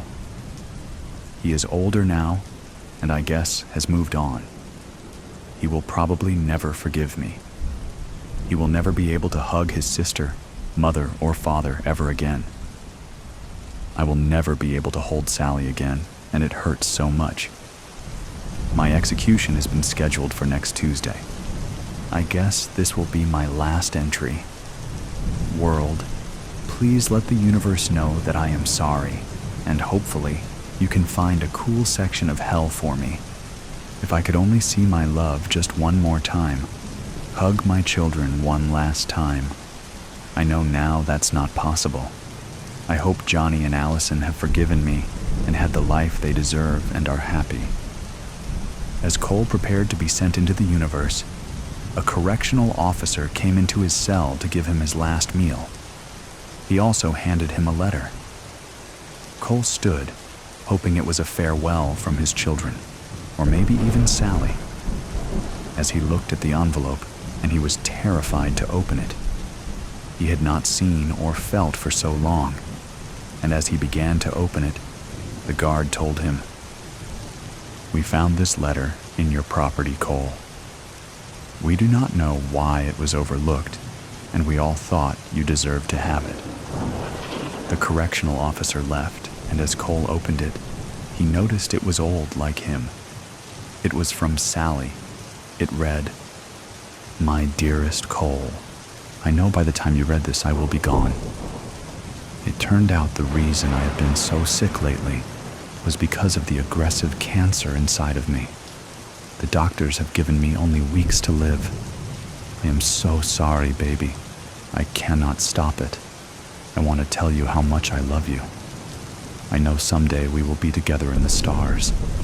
My love, I hope this letter finds you with compassion, not fear. Everything will be okay, Cole. Even in death, I will not let go of you. I will always watch over you, my Cole. Please forgive me for leaving you. I love you so much. The doctors are coming. If I am able, I will write you again as soon as possible. Love your soulmates, Sally. All Cole could do was fall to his knees. She was always with him. He thought he was talking to the world, but it was his Sally all along, cuts like a knife. I look at the sign over the door. Beauville Historical Society, my new home. I am now an artifact, a historical thing. How have I gotten to be this old, this obsolete? Does anyone even use grinding wheels anymore to sharpen things? It has been a long time since I have felt anyone's hands on me. Prior to coming here, I had been sitting in a dusty old barn for years, unused, unloved. That is, until someone decided to move me. A tattooed young man wearing an earring, a stranger to me, threw me in the back of his pickup and brought me here, dropping me off unceremoniously at the front door. He then sped away as if he were relieved to be rid of me. I have to say that hurt my feelings. He slammed me down and didn't even say goodbye before speeding away in his monster truck with the jacked up wheels and loud muffler. I try to look on the bright side. No use crying. Tears might make my metal frame and seat rust, although my heavy stone will be no worse for the wear. Chin up, I tell myself. At least now that I'm here, occupying a place of honor by the front door, perhaps I will be looked at and admired, if not used. I look around and spot other artifacts nearby, my peers. The first thing I notice is a horse plow, the kind that has a platform, really just a metal square, for its driver to stand upon while he steers the horses. I remember, back in the day, when my master had one just like it, pulled by giant, strong horses, a breed called Percherons. I remember it was a long, slow process. The horses were very strong, but sometimes hard to control. Nevertheless, the plow did a remarkable job, plowing deep, even furrows in the rocky soil. Next to the plow, there is an ancient piano with scrolled curlicues and whorls carved into its polished mahogany woodwork. There is no rhyme or reason to this crazy museum. Outdoor farm equipment is jumbled together with indoor furniture and other sundry items. The piano's deep, dark, polished wood is still in good shape, but the ivory has worn off its keys, making the keyboard look like a person with blackened or missing teeth. I suspect the piano needs tuning. I wonder if it even can be played. It looks like the kind of piano that has been sitting for years in someone's dark basement, with mice possibly making a nest inside. Alongside the piano, I spot a spinning wheel with a foot pedal, an ancient freestanding gas oven and stove with spindly legs, a roll-top desk along with an inkwell and feathered pen missing some of its quills, and other ancient worn items too numerous to mention. Like the spinning wheel, I also have a wheel, a circular, thick, heavy stone. The wheel is activated by a foot pedal, which causes it to spin and sharpen things into a fine point. The person doing the sharpening has to bend down and press the object firmly into my wheel for an extended period of time. It's a little bit like riding a bizarre bicycle. The ride is sometimes long and arduous. The user has to be patient, giving rise to the old saying of keeping one's nose to the grindstone to achieve good results. Back in the day, I was used to sharpen knives, axes, saws, really all kinds of things. It has been a very long time, however, since anyone has used me to sharpen anything. I honestly can't remember the last time I felt cold metal of any kind pressing into my hard stone. I am now over 100 years old, but am still in great shape, if I do say so myself. Still firm, solid. I can still sharpen with the best of them. I stand ready and willing to sharpen whatever comes my way, although I should have learned my lesson based on my past mistakes. I wonder idly if anyone cares about my abilities. What will they write on my informational placard? Will anyone even read it? Every object in the museum has a brief description displayed. I imagine the curator of the museum probably will stick to brief facts. How old I am, who owned me, what kinds of things I sharpened long ago. I think my viewers deserve a more exciting story, however. They deserve to know the truth. I should really write that story myself. Maybe I'm a tad conceited, but I would like everyone to sit up and take notice of what I can do. The results that can be achieved with a sharp tool or weapon. The results you see are really quite astounding and deadly. Once upon a time, a very long time ago, I sharpened something to a very fine, edgy point. That point was used for something dangerous. Although I am proud of my abilities, I must confess that I feel somewhat guilty about the whole thing. I guess you could say I was an accessory to a crime. My master, we called him Big John due to his immense size, came to me one day for service. He bent over me for hours, keeping his nose to the proverbial and actual grindstone, sharpening his favorite knife into a razor-fine point. The knife had a long, hooked blade. He kept it in a black leather sheath in the pocket of his overalls. It didn't look like the kind of knife a farmer should carry. It wasn't a knife for whittling, or cutting branches or barbed wire, or even gutting the catfish that swam in our creek. No, that knife was a weapon he kept in his pocket just in case. Big John was a hothead, you see, the type of man who always believed in carrying a weapon, convinced that he might one day need it. He was also on the prowl, not for a perceived enemy, but for a wife. He was convinced that the farm needed a woman's touch, convinced he needed to sire some children to carry on his bloodline. He was somewhat of an old-fashioned man, wanting an adoring little woman and a whole passel of children surrounding him, working alongside him on his beloved farm. To achieve his goal, after a long, hard week farming, one Friday night, he took himself off to town, spiffed up in his best overalls. The knife occupied its usual sheath in his pocket. Big John had his eyes on a young barmaid named Sarah. Sarah was the daughter of the tavern's owner.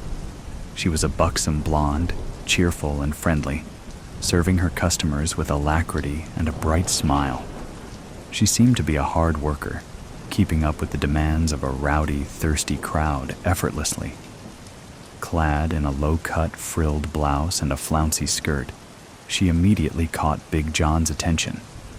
Being a practical man and a farmer, he noted with approval her broad, childbearing hips, swishing along as she carried a wooden tray filled with heavy steins of beer.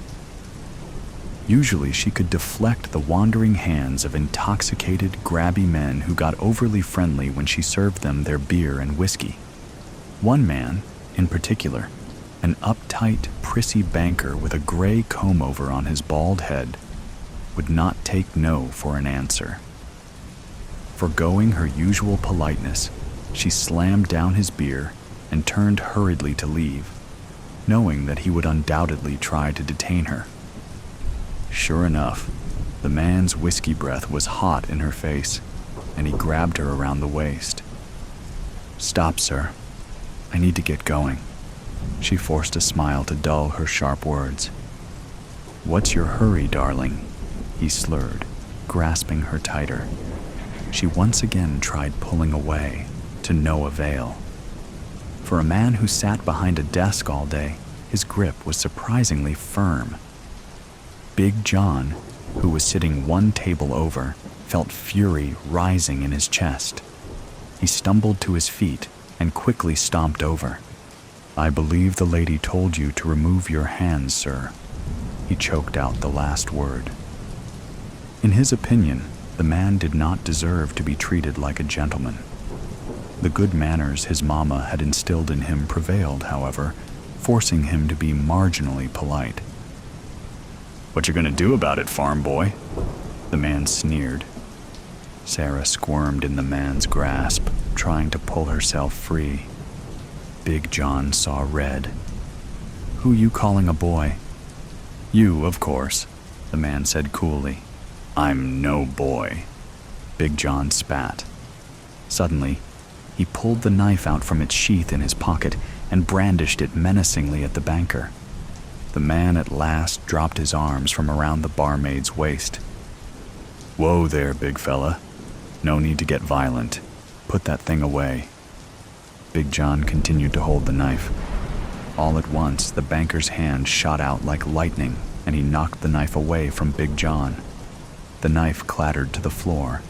The bar room was suddenly silent, its customers frozen in stupefied fascination at the scene rapidly unfolding in front of them. Both men bent at once to pick up the knife. Being smaller and more agile, the banker was the first to reach the weapon. He raised it in the air triumphantly, the knife's sharp metal gleaming in the candlelight, emitting an eerie glow. "Give me that back," Big John yelled. "Never!" screamed the banker. The two men were now struggling over the knife, Big John trying unsuccessfully to wrestle it away from the banker, who was surprisingly strong for a skinny, middle-aged desk jockey. In one last desperate attempt, the banker brought the knife down forcefully, stabbing it into Big John's thickly muscled chest. Big John made a horrible gurgling noise and fell heavily to the floor, the blood pooling around him. The metal part of the knife sank deeply into the big man's chest, only its black handle protruding. Yes, my friends, Big John died. I am sorry to say that my sharpening skills led to his demise. I never saw that coming. It still tears me up inside. When I first heard the news, I shed a few tears. Someone had to wipe me off with an old towel. They wondered if the barn roof was leaking at the time. Luckily, I didn't rust. Big John was a good man. May he rest in peace. He was only trying to protect his lady love.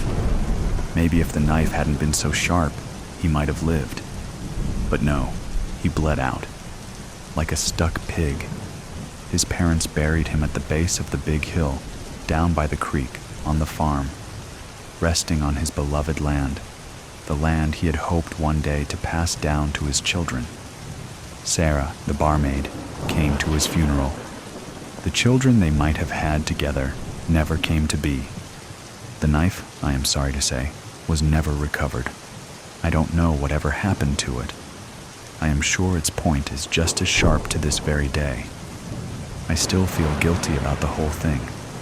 My own pain cuts like that knife. When I do something, I do it right. Big John was the same way. If only he hadn't kept his nose so long to my grindstone.